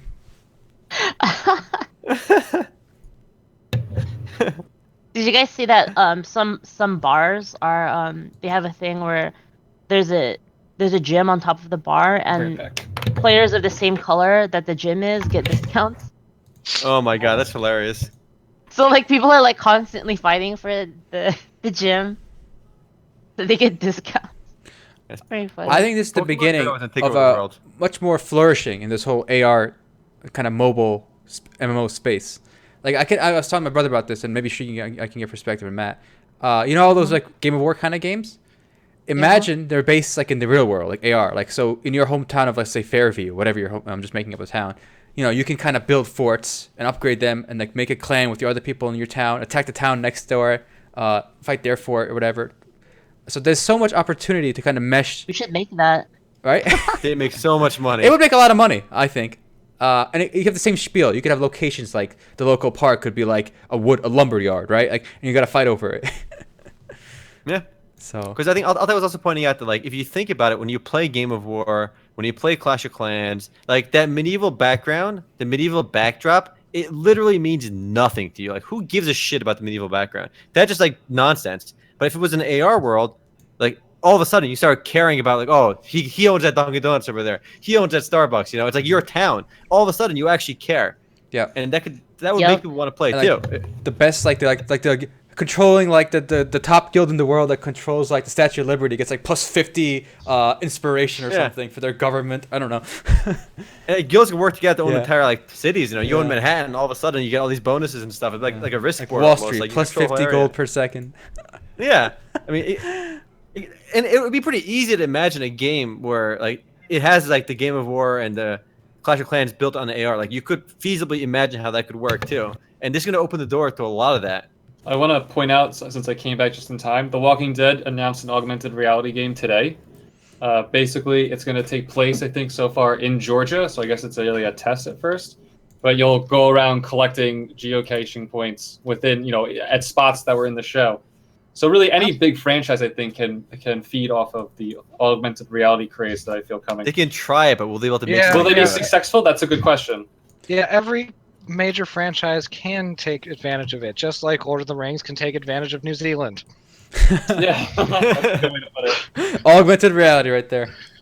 Well, actually, I mean, you did mention Lord of the Rings. shoot. I think we have something worth mentioning about that. That's off the Pokemon Go. Let's get off Pokemon Go anyway. We We gotta get off Pokemon Go for a bit because this is the MMOs.com podcast, and I'm sure we'll return to it a bit in the overtime as well.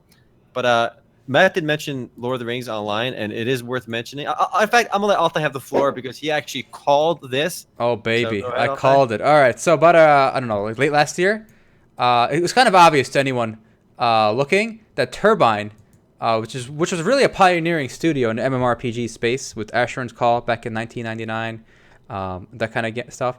They are now going to be transitioning to a mobile game studio. Transitioning, short word for being sliced and diced into one. That's a very nice way of putting it. Mhm. Transitioning, I think, you know. You didn't mention the best part, Erhan. The Erhan best wrote an part- editorial back in, let's see the exact date here, because we had talked about this a while ago. Back in September 2015, before we used banners on our editorials, he wrote an editorial titled, "Is Turbine Running Out of Steam?" And Erhan made the prediction. It's right here for all to see. No, I mentioned. I think I mentioned that briefly. I didn't hear you say that. I just heard you jump to back then, and then you Wait, said he made the specific prediction that it was going to go to Yeah, I think mobile so. studio? Yes. Okay. Well, here's my thing. They're owned by Warner Brothers, aren't they? Yes. Yes, they are now. Okay, so basically, they're not doing well. Their games clearly aren't doing as good as they used to. They're owned by a major studio. They don't want to get rid of the company entirely because they have brand and, of course, employees. So what do? They make it a mobile company because mobile's big right now. That's what it sounds like to me. Oh, it was a very easy prediction to make. I'm not taking any credit. If you go on their homepage, their We're Hiring section, despite running like 4 full-fledged PC MMORPGs, the only positions they were hiring for were mobile concept, mobile game designer, mobile like Android programmer. You know, like, God. like it was like, I wonder, which way the sands are blowing here. So I mean, there were layoffs there too. I mean, a lot of employees were let go at the Lord of the Rings and DDO people, but for the guys that still play those games, they did say they will keep running them. But it's very clear that the writing is on the wall. These games will shut down. Probably, I'm going to say no more than a year is my guess. A year or a year and a half. Again, they didn't say they're going to shut down. They're still going to keep them running. Yep. But it's clear the trend, where they're going. The Lord of the Rings license for the MMORPG is going to be up for renewal, I think, late next year, 2017. So, and at that point, I have a difficult time believing that the Tolkien estate is gonna be generous with their terms, and I don't think Turbine or Warner Brothers is making enough money off the game to kind of justify another 10-year commit. So But do you think they might want to just secure that license for a mobile game, maybe? Maybe. It's been 10 years since Lord of the Rings launched? And next year? Damn. Mm-hmm. That's crazy. I'm gonna check that right now too, because it feels like it has not been that long. But yeah, April 24th, 2007. So yes, we are What the old. hell? It's been Damn. about 10 years since Lord of the Rings Online launched. But Turbine is not dead. It's not dead, but it's living on a name only at this point, to be honest. I think they already have an office with computers in them. So they're like, well, MMORPGs aren't doing so hot. Mobile's hot. Let's just replace the people with mobile developers and just keep the name going, which is fine. That happens all the time, I think. So that is in store. No. I just want to know what they're doing, like, as a mobile studio. Are they gonna? Can you guys see Sharon's Call mobile happening? No, they're actually working they're working on a companion mobile game for the Batman series. You know the city? What does that even mean? You know that Batman something city? Arkham? Arkham City, yeah.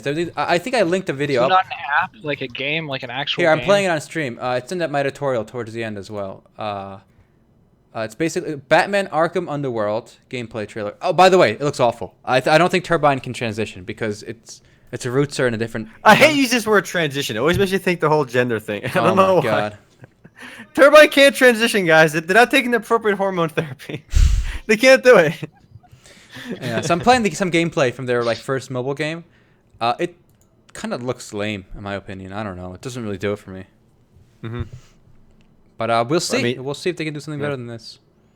I mean, Lord of the Rings Online will also probably be suffering the same fate because it's under the Turbine banner. Again, it's still going, but yeah. Do you mean Dungeons and Dragons? Yeah, Dungeons and Dragons. Well, derp. Yeah, Dungeons and Dragons Online.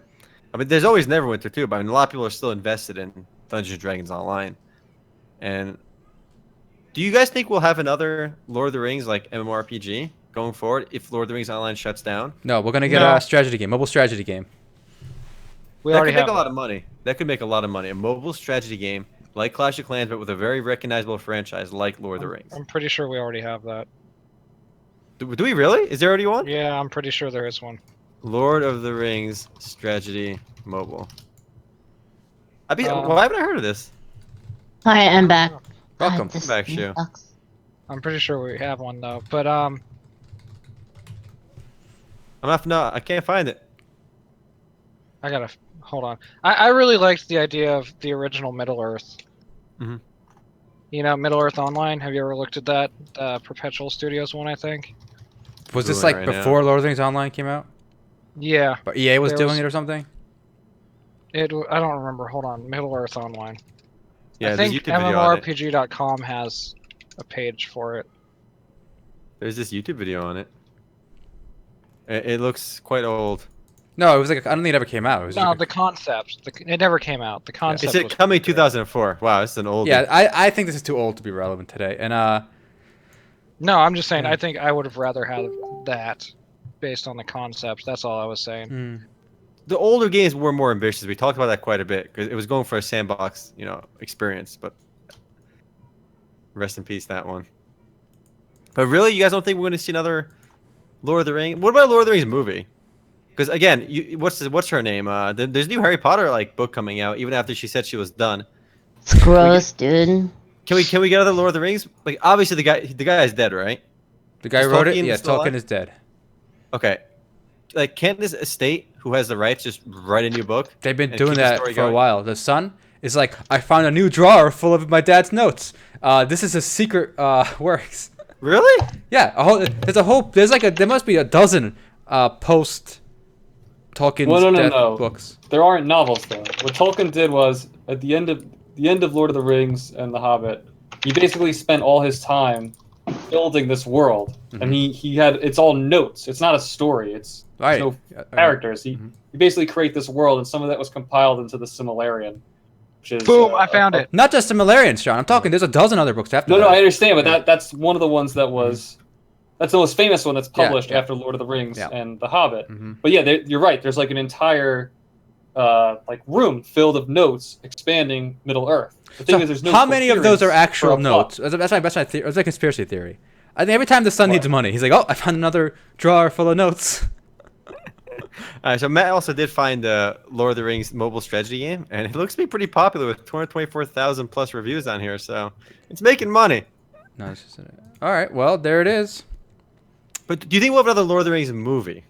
I don't think there will be one. I really in the hope foreseeable not. future. As far as I understand, the Tolkien estate is reluctant to sign any more further rights over. So until maybe a new generation or whoever is, Whoever wants to make money. whoever's against I it. got it. Gabi, I'm calling it. There's gonna be no new Lord of the Rings movie within the next 2 years. New Lord of the Rings the movie remote call. with No, not teenagers, two. Teen The remote Titans. call. The Wait, Teen 2 Titans. years? 2 years. They'll announce it. That's a bullshit. No, No, I don't see that happening. I think it's done for. I Frodo think- is going back to high school, boys. No, because listen, it's a money in a thing. world. Yeah. In a mean, world where magic mushrooms make you a kid again. I understand it's a money thing, but they don't need to milk the Lord of the Rings franchise to make money. You can just bust out more Marvel movies or Listen, DC. Well, not DC movies, but or you could just re-release them on Blu-ray again. They've done that already, though, so many No, times. again. Okay, again. Well, imagine Sauron throws Frodo and the gang and the Fellowship of the Ring gang into a time portal, and they're all high schoolers again. Watch, it could happen. It could happen. well. So I'm just looking here. I think the Tolkien estate is reluctant to sign over rights because they don't feel they made enough money off the movies. They actually sued the production company because they felt they did not get their share of the profit. I mean, that's always been an issue with movies and revenue share. I mean, I think the guy who played Darth Vader in the original in a Star Wars series, Which he got one's paid voice or the guy? I think the voice. He said one of them. He said he got no money from the movie because according to their accounting, the movie didn't make any money. He was promised like a set percentage of all the profits, but there was apparently no profits the way they did the accounting.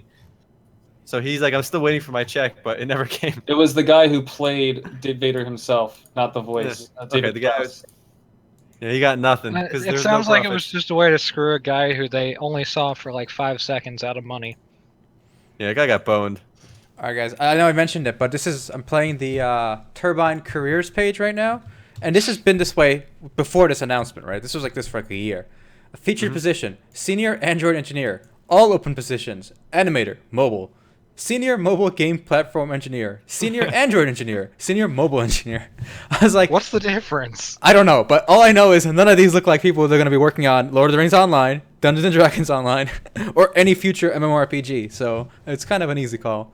When I hear Now, see, senior they're mobile all going to be engineer, doing it. They're all going to be taking to mobile. Every one of them.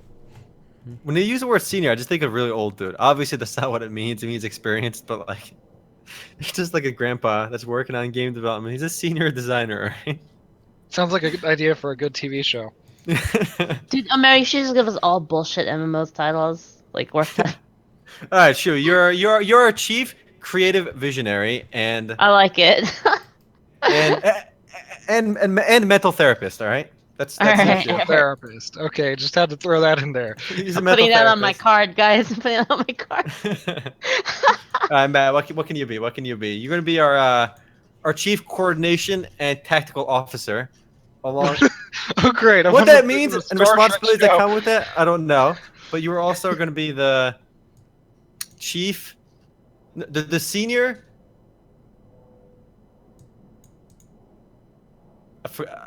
Wow. It's not going well. Nothing. We're tapped out. I guess stuck Yeah, on I what I'm got thinking it. of. Can I be the chief innovation architect? Architect. Okay.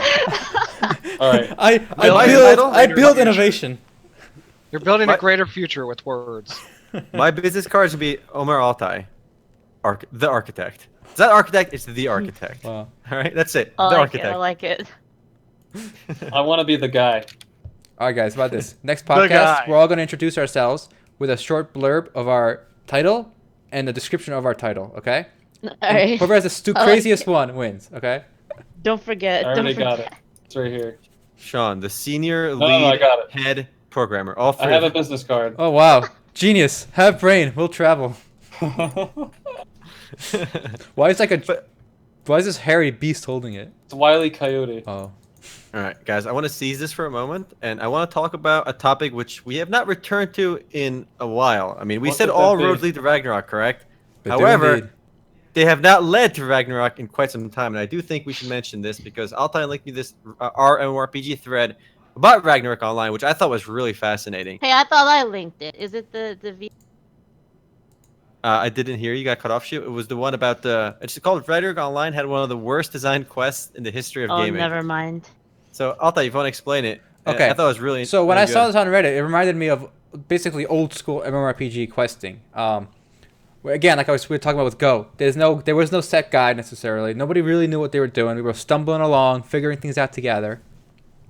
And in Ragnarok Online, there was a quest. It was called it was a sign quest. I don't know if anyone played it and maybe they're aware of it. In order to complete this quest, it takes millions of in-game currency. It takes about a good part of a day to complete. You gotta be well geared, and there are multiple steps that cannot be repeated. If you mess one up, that character cannot complete that quest ever.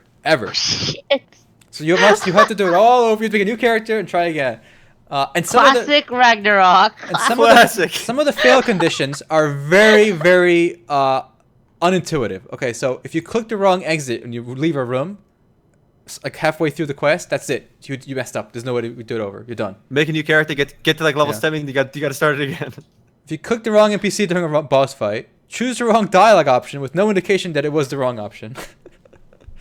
So If you get DC'd at all, it's over.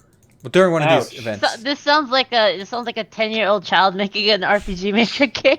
But this is a game that we all, it's pretty awful, right? And the way the guy describes it is like, imagine somebody coming up to you on the street and going, hey, chocolate or strawberry. And if you pick strawberry, they stab you to death. Also, if you happen to cough or sneeze before you answer, that also results in getting stabbed. But you don't know any of this while it's happening. You're punished for doing the wrong thing without actually knowing it was the wrong thing. I mean, the one saving grace of this, it added kind of like, it added like a myth to the game. The people who completed this, the guilds who completed this, had something that a casual would never have. And as a casual, I never even knew about this quest when I played. Did you guys? I didn't know about this quest either. So what'd you Wait, get when for it? is it new though? Because there weren't that many quests back. If it's that insane, what do you get for it? What do you get for it? For that particular quest, I don't remember, but there's other crazy quests that you get god tier items for. See, I played private You get servers, Lucifer's so, you know. Lament and the Sign, which I guess are presumably very Oh. powerful items. Lucifer's Lament. That sounds pretty Well, badass. That you sounds know- like something Sephiroth would be wielding. If it sounds like something that was made by Satan himself, of course it's superpower. I remember somebody was arguing like how great the PvP balance was in Ragnarok Online because he's like, oh, Wait, what everything the counters fuck? everything. But then I'm like, What do you not remember how broken some of the MVP cards were? Remember Golden Thief bug cards? Like, you're a mage? Good luck. I got the Golden You're Thief done. golden card. It's all immune to magic damage, right? And CCs and everything. It just instantly nullifies magic users. That's real fair. Well, great. I mean, but it was always what I liked about Ragnarok and the card system was even though like the cards were such a low drop, like 0.01% chance to drop, like the cards were just so god tier. Like if you knew somebody that had the like some of the MVP cards, like they had an enormously big dick. Like they were respected on the whole server or just like revered on the whole server. Dude, even like the Ghost Ring card was freaking OP. I used to farm that. I used to get the Archer cards too for the crit. But again, we did it on private servers. I think Shu played on the official server, didn't you, Shu, for a while? Yup. Yeah, you're Did you grind like max I level did. too? Or close to max level? I was 97, but I was an archer. That's Like still I really wasn't a respectable, hunter, okay. I was an archer. I want to read another line from this quest. So there were 4 quests like this. They were called the Seal Quest, or the different quest. My bad. That was a sign quest. There's also Seal Quest. When all 4 were completed, one godlike item could be created. Not for the guild, no, one for the whole server. So guild masters had to literally run to the right NPC to be the first one there. Otherwise, another guild might finish their godlike item instead. So there were one unique item is cool. Server unique items. You do all That's these crazy. kind of quests. These kind of multi-day quests to get them. And speaking of these like unintuitive quests, I mean, we do like praise a lot of older games, but like stuff like this is just often very poorly done. Like just being able to mess up a quest without knowing why was always an issue. I know I played the original EverQuest. There was one quest I ran into, right, where it was like you had to be a tax collector, right? So your job was you had this box, you had to collect 12 coins from 12 different NPCs. But when you go to the NPC, you click H to say hail. So you say hail NPC, and then there's a few chat prompts, and like you ask them for their tax money, right? And like the first 2 give it to you. The third guy says, "I'm not giving it to you. Get the hell out of here." It's like, what do you do at that point, right? Like I'm like, okay, this guy's not giving this tax money. My quest is I have to collect this tax. So like I attack him right in town, and the guards one-shot me. Like, okay, so you can't attack him to get the tax money. How else can you do it? Like, so I went from a distance, like I casted a spell, and like blew him up before the guards got to me, and I died, right? But then I killed him, and then I looted him. And I got the tax money that way. I'm sure there was another way to do it, right? But like that was the way I did it. Had to And then hold the his fourth kids guy- ransom. Yeah, and the fourth quest, like it was so weird how you did it, and like once you like demanded he pays taxes after like 10 attempts, like you would just lose so much karma, like so much reputation, like because he really didn't want to pay his taxes or something. But at the end, once you get all of them, like the reward was nothing. Like you got like enough experience from killing one snake outside town. It was like the stupidest quest that I stressed over forever to finish, and I finally did. I got nothing for it. It was a complete waste of time, but like more importantly, it was just not well designed. You never knew what you had to do to finish the quest.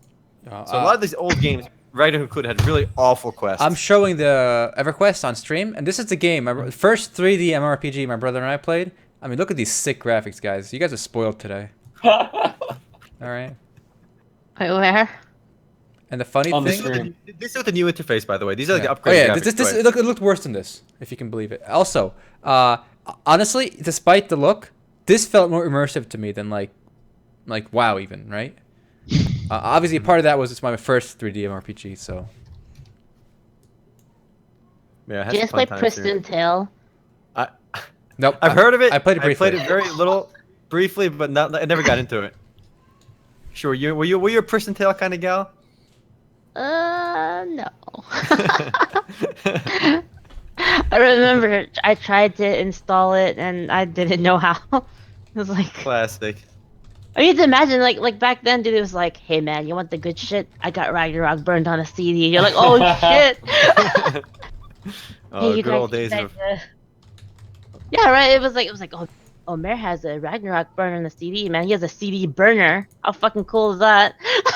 That guy's awesome. I'm gonna hang out with him to get those CDs. I mean, I remember Right? storing a lot of data on CDs and like DVDs. Like now, there's no reason to own a CD burner or even like the blank media.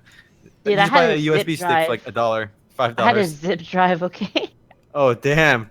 That's impressive.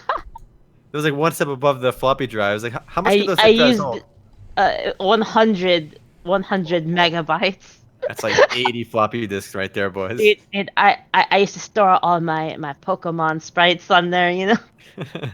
You know what I'm saying? Oh, that's looking at old quests. So despite our, we complain about newer games sometimes, but I feel like quests have gotten a lot better in MMORPGs.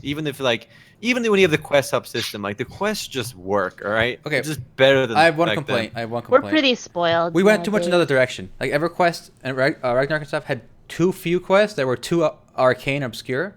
Now we have too many quests that are really, literally brain dead. I don't even have to read. Like, just by like the nature of like the way I clicked it, right? I know that I just got to right click here. You know, like I don't have to think. I don't have to read it at all. Like even like it's literally one paragraph. I don't even have to read that. So how is that a quest at that point?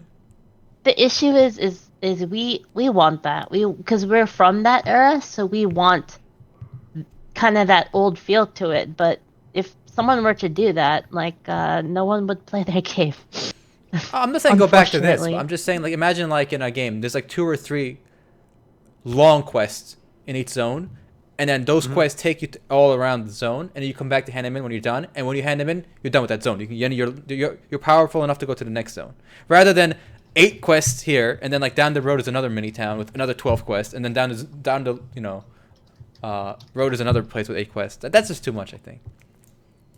The problem with those quest chains though is that, say you're playing with a friend, they have to be playing with you for the entire quest. Like with the way current quests are, like in a zone, like if you kind of play ahead of your friend, he can like still play and do your quest. He doesn't have to like do all the prerequisite quests, you know. So that's my design point of view. Fair enough. All right, that's old games questing. Speaking of old games, new beginnings, Evolve this week. I know you did a video for it. Evolve went free to play. I guess to combat Dead Before Daylight. It's the same concept, 4v1 right? Monster kind of game. So explain the difference between the two. I have not played Dead by Daylight, so I can't explain. There's a complete difference between the two. Right, so basically, you go ahead, Matt. Dead by Daylight, what happens is you can't actually fight the bad guy directly. What you have to do is you have to like power up generators, and I don't remember. I haven't actually played it. I've just watched a few people play it. So you power up like generators and stuff, and then something happens, and you have to escape. So you don't actually directly fight. You just run around, and your friends get attacked by the guy and carried over to like hooks, and they like slowly die by getting put on a hook twice or something. And if everyone dies, the killer wins, stuff like that. And you can hide in like closets and stuff like that, and just hide around, and it's a little bit randomized and stuff. Evolve, you're actively hunting the monster and trying to kill it. It's a completely different thing. So is the monster the victim, or like is he still stronger than you?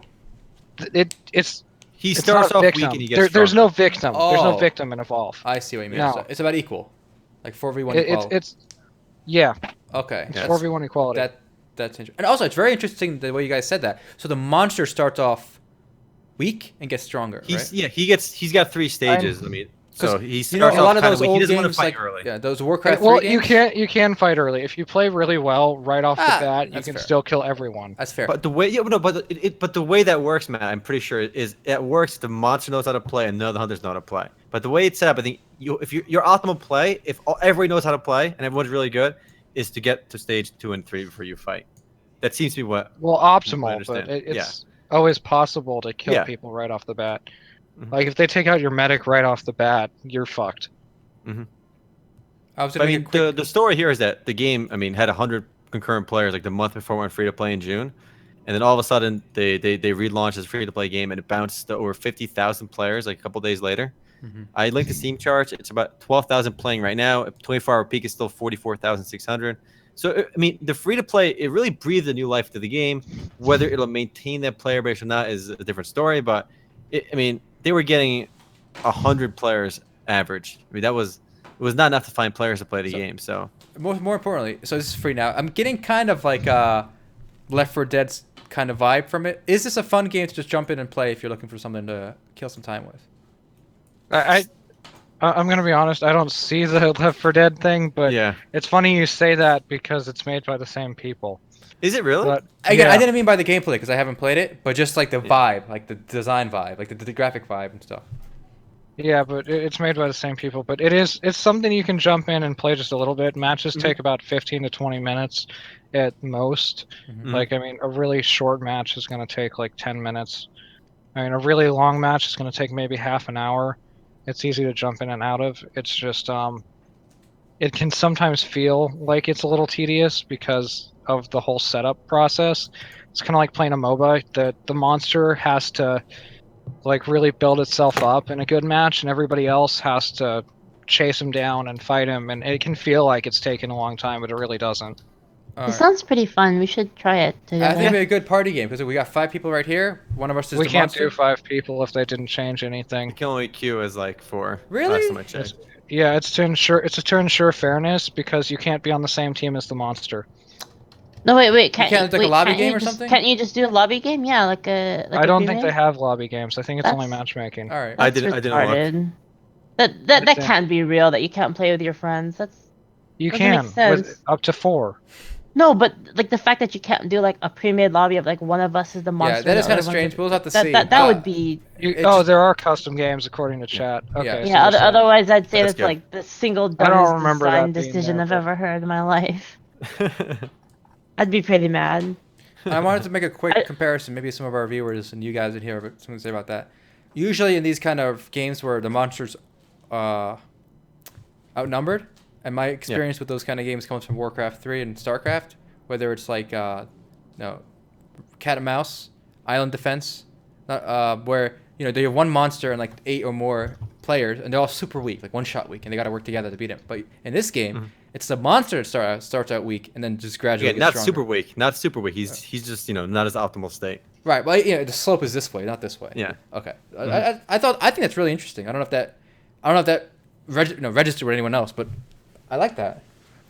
Also, I mean, what makes the game kind of cool too is I think this is worth mentioning here is that there's like 4 roles, 5 roles, 4 roles. You They're have technically support, 5 if you include monster. if you include the monster. You just got support, medic, assault, and hunter or tracker. And the thing is, like, besides, you think this okay? They each have like few abilities, right? But the cool thing is each role has 6 characters, and each character is actually completely different. They have different weapon, different abilities, so that adds a lot of variety to the game too. Of course, there's only 1 unlock per role for free, and you can unlock the rest by playing or buying, but you can do it for free, which is nice. But there's enough variety to keep you coming back for a while. Interesting. Multiple monsters too. Man, one monster, you got like I didn't see how many different monsters there were, but there's at least like probably 6 as well. So each monster has to be played against differently too. That's pretty cool. I do want to try it now. I think, but the game I think it's gonna be the most fun when like all players aren't really that great. But if you play a game where everybody really knows how to play, I feel like you kind of lose the charm of the 4v1. No, and you're right. discovery This and the gives me the element. total vibe of like a Warcraft 3 Yeah. custom map where it's fun if you just goof Yeah. off for a while, but then you got people that min-max it. Like anyone else here play Vampirism on War 3? No. Okay. I It's a did very not know. obscure one. but Okay, I so did anyway, one obviously, guy's a vampire. There's like 12 players, and the vampire gets stronger by killing people. If I wasn't really quick on the ball and like doing things properly, my own teammates would vote kick me because I was a burden, and if the vampire killed me, he'd be stronger for them against them. So I could never learn the game because I just get kicked. So min-maxing ruins this kind of game for me. This is a casual. You play it for a while. It's not it's not gonna go be the next esport, but Well, it's not only that. Like, think about it. Since it's like we'll be all new to it, it'll be like such a rush. Like, we'll Yeah. be shouting and stuff. I think it'd be great as It'd a, be as a great. 5-player in this. For us to play together because nobody knows what's going on. We're just goofing off. Yeah. Yeah. So no playing, Alte. What? I already played it, so I know how it works, but I won't play I've already anymore. played so. a decent amount of it. It's too late. Darn. I already Alright, know well- how it works. All right, you can be the monster. All then, right, Matt. then you're the monster. I've never played the monster either, so I don't know how a All right, monster kill works yet. Matt. Kill Matt. Oh, I'm so down for this, Matt. Wow. I'm just kidding, Matt. All right, next Anyway. I up. love you, bro. I got a piece of news here. Totally not related. Maybe it's related to EverQuest and Asher's Call. So, Asher's Call, 1999, one of the first Western games. Potentially shutting down now because Turbine is gonna get pooped on. There's another game. It's even older. It's called Barum in Korea. Here in the West, it's known as Nexus: Kingdom of the Winds. And this game's been up since 1997. 7 or 6. Yeah, one of those. And I hear there's some sick graphics right 96. here. This game 96. is celebrating its 20th anniversary. So 96. Yeah, I should have known that by the title. So here's a fun fact. Omar and I actually played this. Omar and I actually subscribed to this. We paid money. money for multiple months to play this. Wow. And we had 2 accounts. We couldn't share an account. We each had to be able to play. Yeah. And this But I mean- this game was a pioneer, and it's still going. It's still going in the West, and it's still going in Korea. Which Lineage 1 is not even going here, right? Despite being strong in Yeah. Korea. So this is a real trooper. This one's a real trooper, I think. I remember Plus, we KR grinded. Interactive is stubborn. Yeah, and the guys that made the game, Gariott Interactive, they actually split off from Nexon. So like they were, I guess, one company at one point, and then the guys that made Nexus, like they split apart from Nexon, and Nexon split apart because when you launch the game, you still see the Nexon logo, even though Nexon is not really a part of it anymore.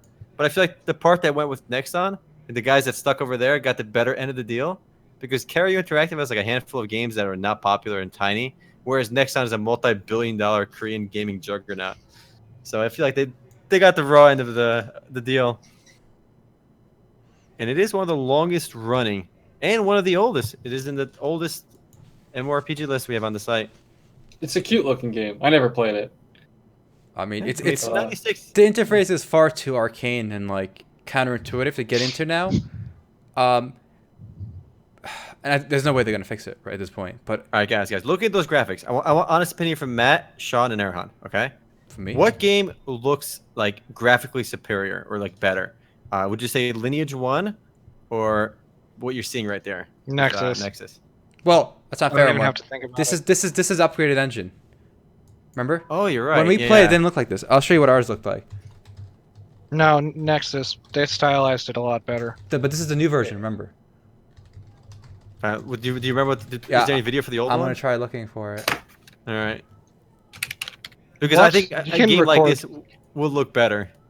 You couldn't record your video on your computer back in 1996. What the Right. heck? Come on, yeah, you man. probably couldn't do it very well. But the beauty is that when you have a game that's like flat and 2D like this, a game like this will age better than. But then again, Lineage was also kind of like that flat. Yeah. The flat 2D thing isn't a fair comment because Wind Waker exists. Okay, that's true. Wind Waker does look still. Wind Waker looks surprisingly good even today. It's because they stylized it amazingly. But it's easier to stylize a 2D game to look, ageless or at least, look decent years from now than a 3D game. For the most part. Obviously, you have exceptions like Wind Waker. Okay, Yeah, so yeah, Wind Waker here's a graphics now screenshot of the gorgeous. older visuals in this game. It still looks better. I think this is more like when we played. So it still looks better than Lineage 1? What do you guys think? Omar and I can't vote. I'm waiting on it to come up. Okay. I'm waiting for it to come up too. Okay, now it looks much older, yeah, but the characters look more distinct. I can see what's going on better. You know what? I'm going to go ahead and defend Lineage 1. Yeah, that's fair. And it's mainly because Lineage 1 is stylized similarly to Diablo, right? Mhm. And the way it's laid out.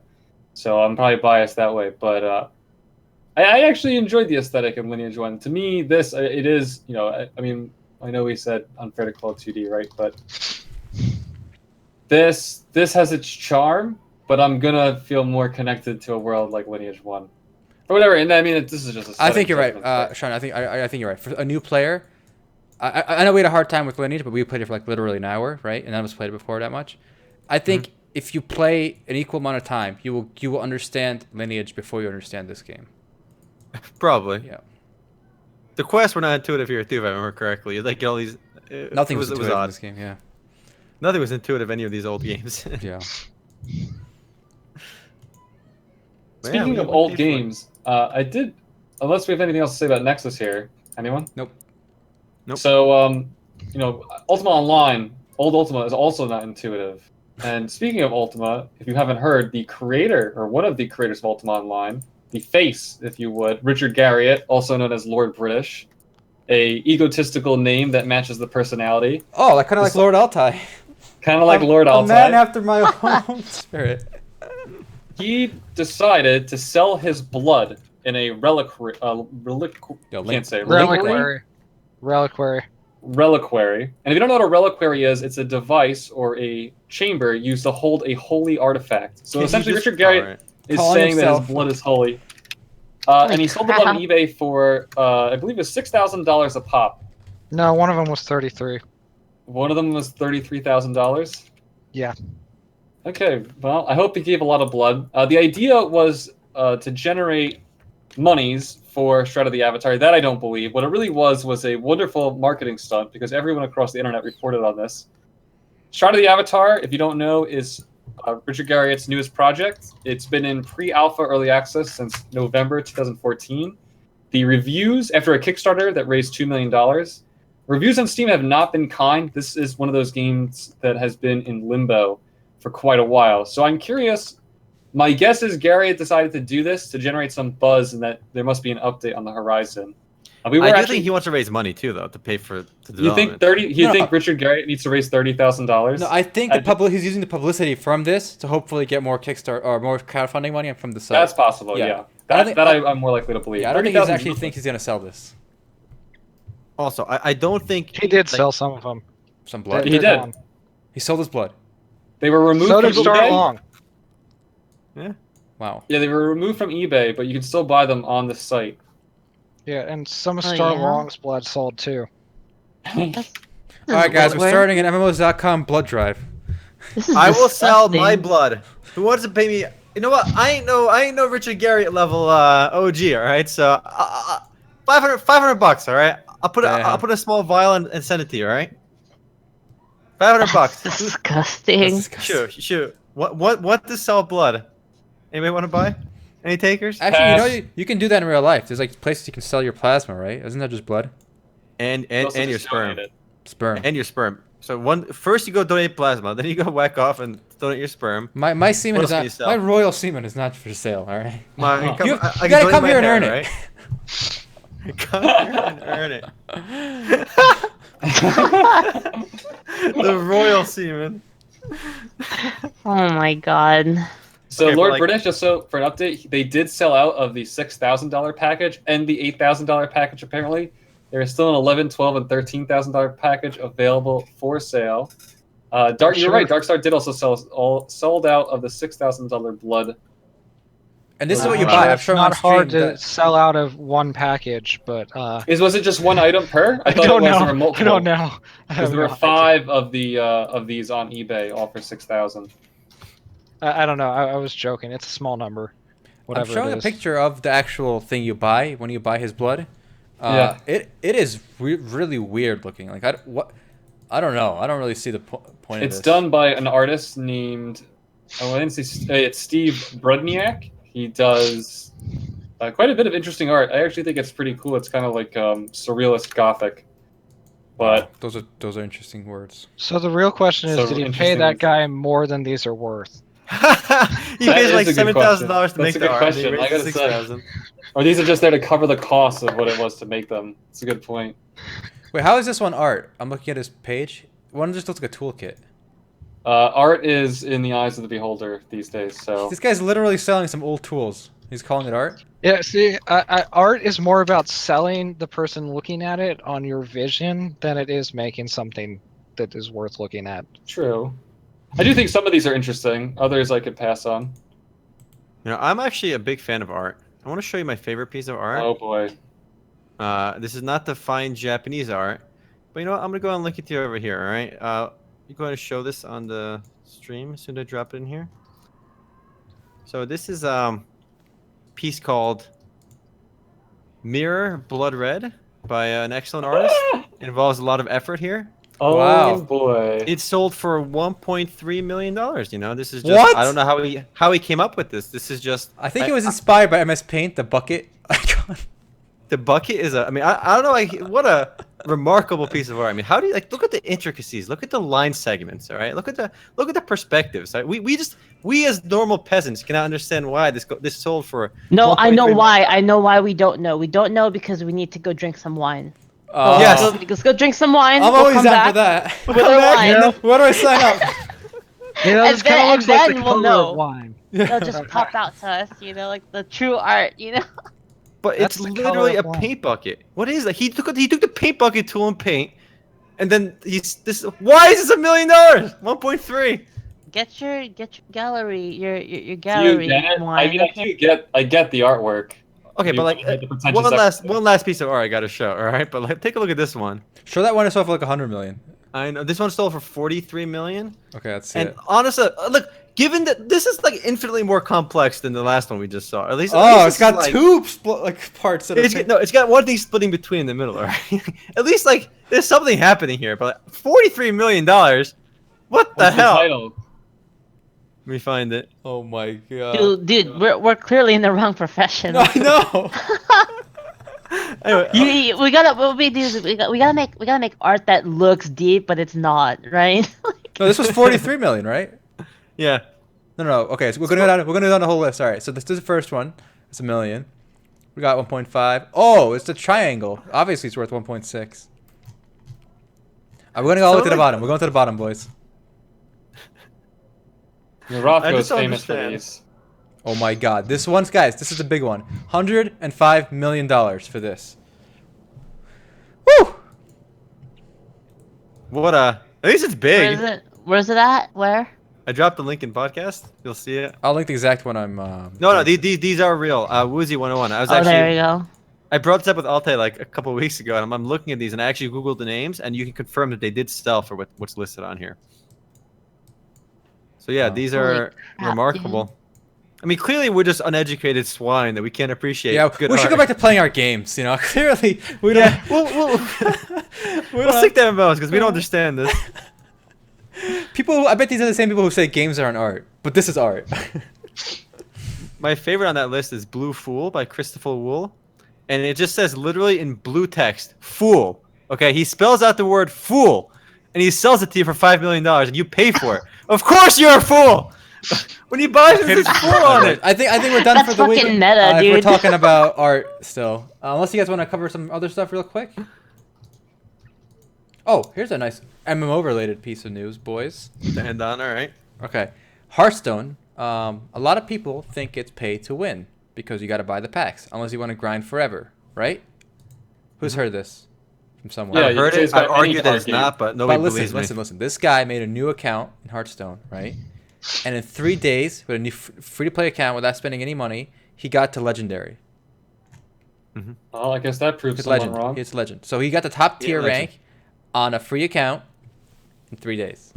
I think that without paying. I was baffled by that. Like, that is impressive. That shows this game is skill. Like, there's obviously in each individual game, anything can happen. There's luck. Yeah. But yeah, so he played. His score at the end when he got to Legend was 138 to 45 to 75. So 138 to 75 was his score.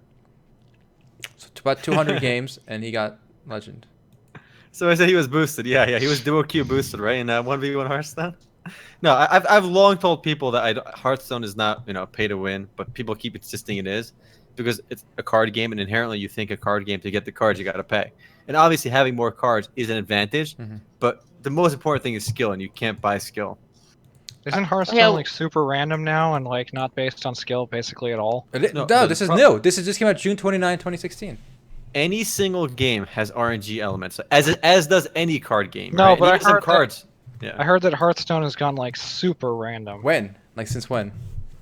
Since like earlier this year. No, this is from June 2016. This guy has proved that even like Matt, read this article. No, man, I heard that too. I knew someone who used to compete in Hearthstone, and he said that. And what I think happens is people who just like they don't win the tournament, and they feel that they were unjustly kicked out. Are the ones claiming that it's all RNG? Honestly, I've added this article to my bookmark, my main bookmark folder, because so many people I know are like, Hearthstone is really bad to win. True. So I can link him this and say Stufu now. So exactly. So I suggest everyone else do that too. But anyone who didn't think Hearthstone was RNG based before, like, did you not read the cards? Like, you hit random targets for random amounts. Like, it's always been RNG based. So you seeing new cards with RNG elements should not be a surprise. Okay, so one guy asked, and it's a valid point he brings up. You have to pay the first time to get all the cards to learn the knowledge, right? And I agree that makes it easier. True. But you don't have to. You can watch streams. You can read the card list online. Like, you don't have to. Like, yes, it's like that's how people learn usually, right? By doing rather than studying, I guess. But you could also theoretically study. You could watch this guy, for example, plays 200 games. You know. He actually linked his deck, and his deck is he doesn't have I don't think it's a single epic card. He streamed almost the whole thing. He streamed the whole thing. He's got like 6 2-hour streams, so you can watch him going at it. It's good. He did it with a very simple deck, and clearly. Everyone is bitching about pay to wins. You have to get good. Did you guys see the new Overwatch Hero? Someone mentioned Something I wanted to bring mentioned it up. Yep. All right, link it. It's not out Yeah. yet though. It's in the public test, not in the official servers, right? I'm actually not sure. I That am. does sound correct. Yes, that sounds correct. She's like a sniper support. She is a sniper healer. Her name is Anna Amari. She's Farah's mom. She is Farah's mother, which is kind of neat. Oh. You know, So it's funny. MILF time, boys. Milk time. Basically, she's going to heal players from afar, which I think is such a cool concept as a sniper because I've never seen anything like that.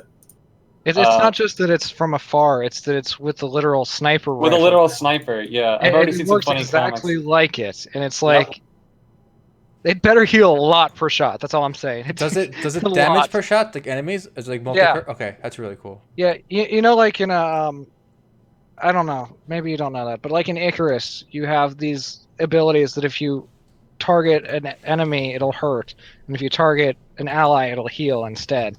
And this is the same thing. Yeah, but the act of like shooting the bullet at them, I think, makes it really cool. Yeah, but it's based on who you hit. Okay, can I also just mention about this piece of news here? I think Blizzard did a great job with their website. Like, look, if you look at this website, guys, that announces this hero, I think this is a really well done website. Like, I just wish that I'm gonna every take a site look. could make those I just videos love the UI. at the top.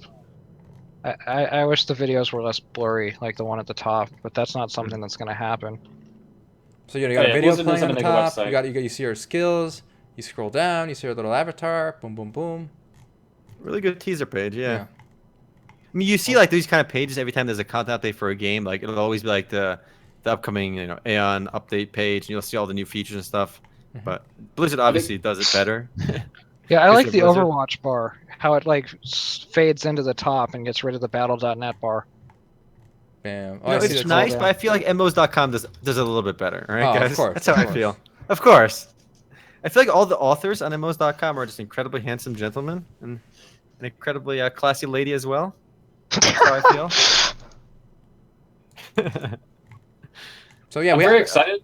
Yeah. I can't wait to try her out. It was a Alright, fun the story. complaint has been that another sniper class. Really, that's like the one thing I've heard. No, she's Yeah, support. but She's I not don't sniper. understand. There's only two. There's only two There's only snipers. two. This is the All right, but so now we're with three of like what the Oh 12 no, characters will be three snipers? snipers. Okay, All right, I mean, I'm just saying. a friend mentioned I to don't me even count that Hanzo. she is the Hanzo of support, like burden, like two. Yeah, Hanzo's a burden. Yeah. No one plays. People yell at you for playing Hanzo. That's When pretty you see funny. Hanzo, when I see a Hanzo, I yell at him. Hanzos are the game changer. Why is Hanzo so bad?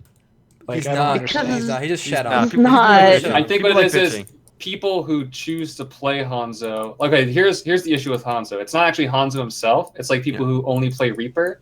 People who play Hanzo, a lot of times they only play Hanzo, and in competitive, it's really annoying if they're not really good because it's all about team comp.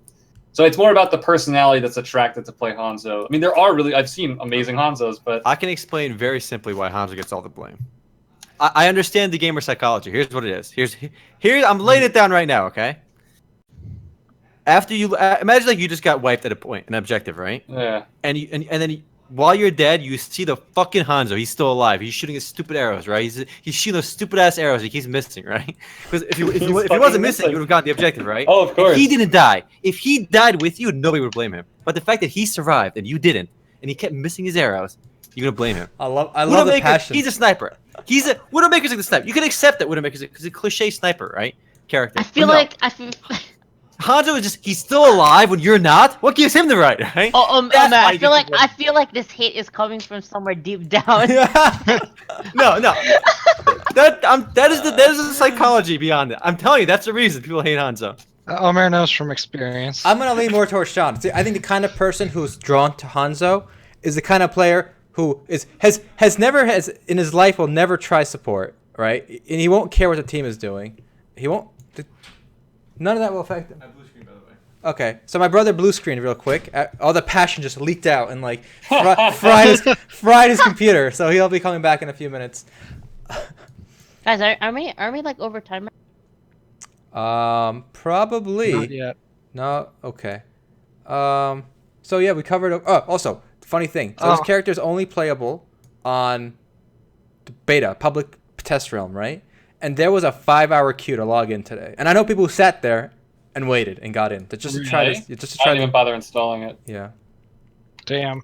I'll wait. Yeah, so I just want to throw this out there because it's kind of interesting that it took this long after the other one. So I know Football Manager is huge, like fucking huge, and a new indie football management MMO just came out, and it is definitively not pay to win because it is a subscription game for $6 a month. But I know that it's huge, really, in Europe, especially, and for our European guys that might be watching. There's if you're into the football management thing, there's an MMO now that does it, and it seems to do it pretty well. I've heard it's pretty good.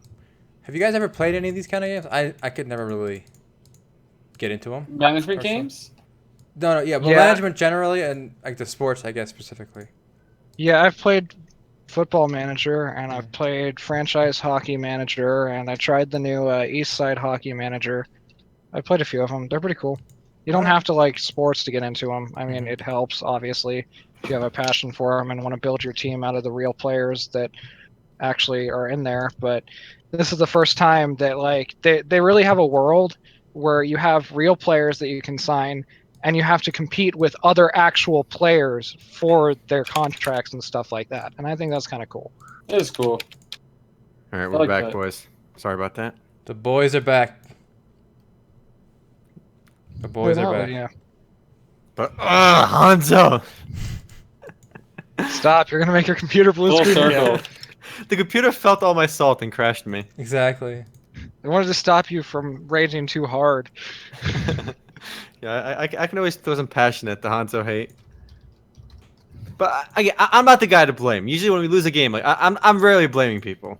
I'm actually Just going to wanna go throw it ahead out and there. blame Omer, even though we rarely play together. And I'm going to blame him because I know what he does. He picks one hero, Soldier 76, and refuses to change. Whoa, Am I correct? we need to support Hey man, and grab a Soldier, heel. you can have Soldier on any team, okay? No, I know, Soldier's good on every- Soldier's great.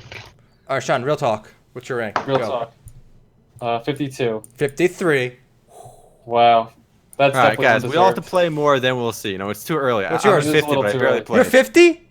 Yeah, I barely I'm played the though. pro. Well, I'm going to go Shu, and say Shu. Season 1 just doesn't count. Sure, what's your rank? I'm going to say Season 2 is when the boys will be separated from the men Sure, and what's the your rank? women Sure, what's your rank? girls. Wow. She Sean. doesn't want to talk about it. Oh. What's up? What's your rank? What's your rank? Sorry. My rank? Oh, it's crap right now. It's bad. So Doesn't wanna am talk I about it. I I am don't the even want to resident. talk about it. It's I am bad. the Overwatch Pro. There is no way you're I the haven't- Overwatch Pro. I haven't barely played. started, but every single time that you guys mention this, I'm like, I'm gonna go on and I'm gonna beat their rank in one night. That's happened with me. No, it's possible. Everyone thought I was gonna get a shitter rank. I got 50. I think I got 54. I just ranked down a few times. But again, I barely played. If I gotta play more. I maybe like I just finished my placement and I played like 2 games afterwards, and that's it. I haven't played any. When I Guys, you play guys are more, I'll too- beat you. You guys are too busy, playing Overwatch. I'm too busy doing real things, affecting the real world, playing Pokemon, okay? It is true. Since Pokemon, I have really played limited Overwatch. I played today actually, Mhm. and that's been about it. Just one game. We killed them. We wrecked it. It was nice, but All right, I Yeah. got a random piece of news. This is a Debbie Downer news, I guess. Tree of Savior was one of the biggest games a lot of people were looking Oh, forward it's a to. big one. In Korea, they are now doing server mergers, and the taboo with server mergers. It's the sign of, things. Not a good sign. Not a good sign. Not a good sign. I called it. Just It called tanked. It tanked in Korea though. Yeah. I mean, I can't overstate that enough. Like people were pissed about the price of items in game and stuff like that. I mean, it tanked. Wait, in Korea they were complaining. Yeah, they Remember? were You complaining. It's bad when they're complaining in Korea or Japan because They didn't want to pay They're all about $35 for a whaling. haircut, which I don't blame them because I can get a haircut for half that price in real life. Ha! yeah, I paid 15 for my haircut. And yeah, don't because you even guys speak all are ties. dudes. Don't okay? speak. You know, You you see know how my much girl haircut? haircuts cost? Girl haircuts cost way more. Okay. True. My haircut was free, all right, and it was done by the best barber and most handsome barber in the world, myself. Nice. Don't worry, Shaw. I'll cut your hair if you need me. But I only have one style. It's called In- the old I'm buzzaroo. good. I'm good. I'm good. Wow, she was turning down my offer of hospitality. I'm good. Guys, that 20-year-old game I showed earlier, Nexus King of the Winds. Yes. I think that's still doing better in Korea than True Savior is right now. So No when do you guys way. think? Do you guys think True Saviors is gonna die? That's a little premature to say. It's. I mean, put it It's this way. dying. It's failing right now, but I don't think it's fair to. I always think of this, right? Devillion is still up. Devillion currently has 84 players with a 136 30-day average, and I But still Gummy, get that emails launched from them. earlier this year. It's too soon to shut it down, so you can't I'm use just it as saying. a defense. No, I do think it's a valid defense. It means, if The game was like Devillion 5 is years still old. You're up, right, but if it's only Devillion been up is for like what, 4 months, Well, 5 months. that's what I'm getting at. Is Right. that well, Devillion I think has been out. It's been out longer in Korea than True Savior. Correct? Is it still running in Korea though? That's a good question. But that's a whole different. No, it shut down in yeah. Korea because the Never mind. publisher transitioned to mobile, and they I shut it I down. guess I'm But done. They were supposed to pick it back up. Some like the original developers are a different person. I don't think they've done that yet. Yeah, True Savior's not going to dive. It's just been kind of a disappointment. I think so too. Yeah. And I mean- the issue was really all. I mean, it was the server issue. And they shut down for how long? 2 weeks. They weren't allowing new players to play. Yeah, it's like a month. No, it was almost a month. Yeah, almost a it month. was longer than 2 weeks. I mean, that's Yeah. terrible. Yeah. Dude, On you the remember positive people? side. Yeah, go ahead, Shia. I was gonna say, you remember people telling me that I wasn't high enough level. You know what I was talking about when I said True Savior was dying. Just saying. Nostradamus. I also think Nostradamus. that Tree of Savior, the leveling curve was awful. Like, who wants to go through that, where it speeds up and slows down like that? Oh, where you would have quests and then you would have to grind a few levels to get back to the quest. No, I mean like the leveling curve. It literally It would was speed like up and slow down. Yeah, Yeah. on its Yeah, own. it- She told us that too. Oh, Yeah. there was It was an image of it. And weird. it was basically like a bunch of triangles all the way across it. Like Yeah. it would go up slowly and then it would like drop straight back down, and then it would go up slowly and then it would drop straight back down. And I'm just like, who wants to go through that That's so uneven piece of weird. crap? It's like mood swings in the game. You're like, oh, this is great. Like, oh shit, this is taking too long to level. And oh god, relief. And the I guess the unperformance, the bad performance of True Savior in Korea, its home market, does not bode well for our upcoming game here in the West called Bless Online. Bless is also. I think that's unrelated. I don't know. think It's that's literally related as well. tanking. It's tanking in Korea. It's All not, right. really? I Yeah. don't think they're related though. No, like no. Here's what. Well, the They're only related part in the that's sense they're related. both When a tanking in the home game, market. yeah, when a game does awful in its home country, where the developer is based out of, typically it's a bad sign Yeah. for the international release. Sort That's the of, only way but to I phrase it. mean Sort of. that doesn't count because like Tera tanked in its home market when it first came out, and it found a lot of popularity. In the Terra is international literally the release. exception to the rule. And though. Like, Terra it is is the one of Terra's the not only tanked. games. It's the number 9 MMORPG in Korea right now. It did tank when it came Okay, out. okay. It was a subscription title, and it came out in a similar stage to the way it did here, and it tanked. Right. But there it is literally that is the exception to the rule. No, okay, though. you're right. I mean, You're right. Terra, yeah. We can hope. Also, Bless has another piece of bad news going against it. It's supposed to be published by Aria. Was supposed to be published, and now with the merger with Gamingo, and then the inevitable round of layoffs that come with that, they might. Who knows what's going to happen? What games will survive? What projects will survive? It's a question mark, and Aria has not reassured people. I don't think enough, in terms. I really want them to become Arigo. There you go. Enrico's not a bad name. I really want it to happen. Like, To be honest though, Tera has some great gameplay. It's really fun. Mhm. I even think so too. The reasons why I quit playing it were like completely unrelated to the gameplay. I mean, on the other end, you have like still really good art and really good music. I mean, I want to say the music in that game is top tier. I'm trying to find this. My favorite, one of my For Tera? for Tree of Savior. Oh, True Savior. Had great music. It I, did. mean, I don't think it's as iconic as Ragnarok Online, but there's still some really good pieces of music on there. Of course, I don't know, can't like find it. I sound like I'm really hating on True Savior, but I really hope it turns around because I really want to like the game. Mhm. I'm sure all of us do. We all Yeah, want I mean, to I like don't the think any game, of us are but, rooting for any game to do it poorly. I mean, obviously, I want every game to do well if they can. I don't know. I'm rooting for WildStar being You, shut down. you're hoping for Wildstar to crash and burn even Hey, further? remember those talking about being negative and positive? I said you're allowed one game that you can just absolutely hate, and that's WildStar for me. Okay. All right. That's fair. I think you guys all know what game I absolutely hate. I'm not saying it out loud. Oh, Aeon? all right, fair enough. Aeon? Hello Kitty Island Adventure. No. Yeah, that one. No, it's not out yet. I'm Alright. not saying it out Oh, loud. I know what you're talking about. All right. Oh. Star I don't hate it. Citizen? Oh. Star Citizen? No. No, something Chronicles? else. No. Yeah, that movie by Max Landis. Yeah, Yeah. you're a hater. All right. Of Narnia, right? Narnia. Of Narnia, yeah. Wait, Alright, there's a I think- No, what? Dude, I'd play a Narnia game. I like that epic music track, and I think we can end the official podcast off on that, and then we can get to. Oh get no, to the- no, we end on Sunday Funday. Oh yeah. Announcement. All right. So You can say it while I'm playing this. It's music. not Evolve.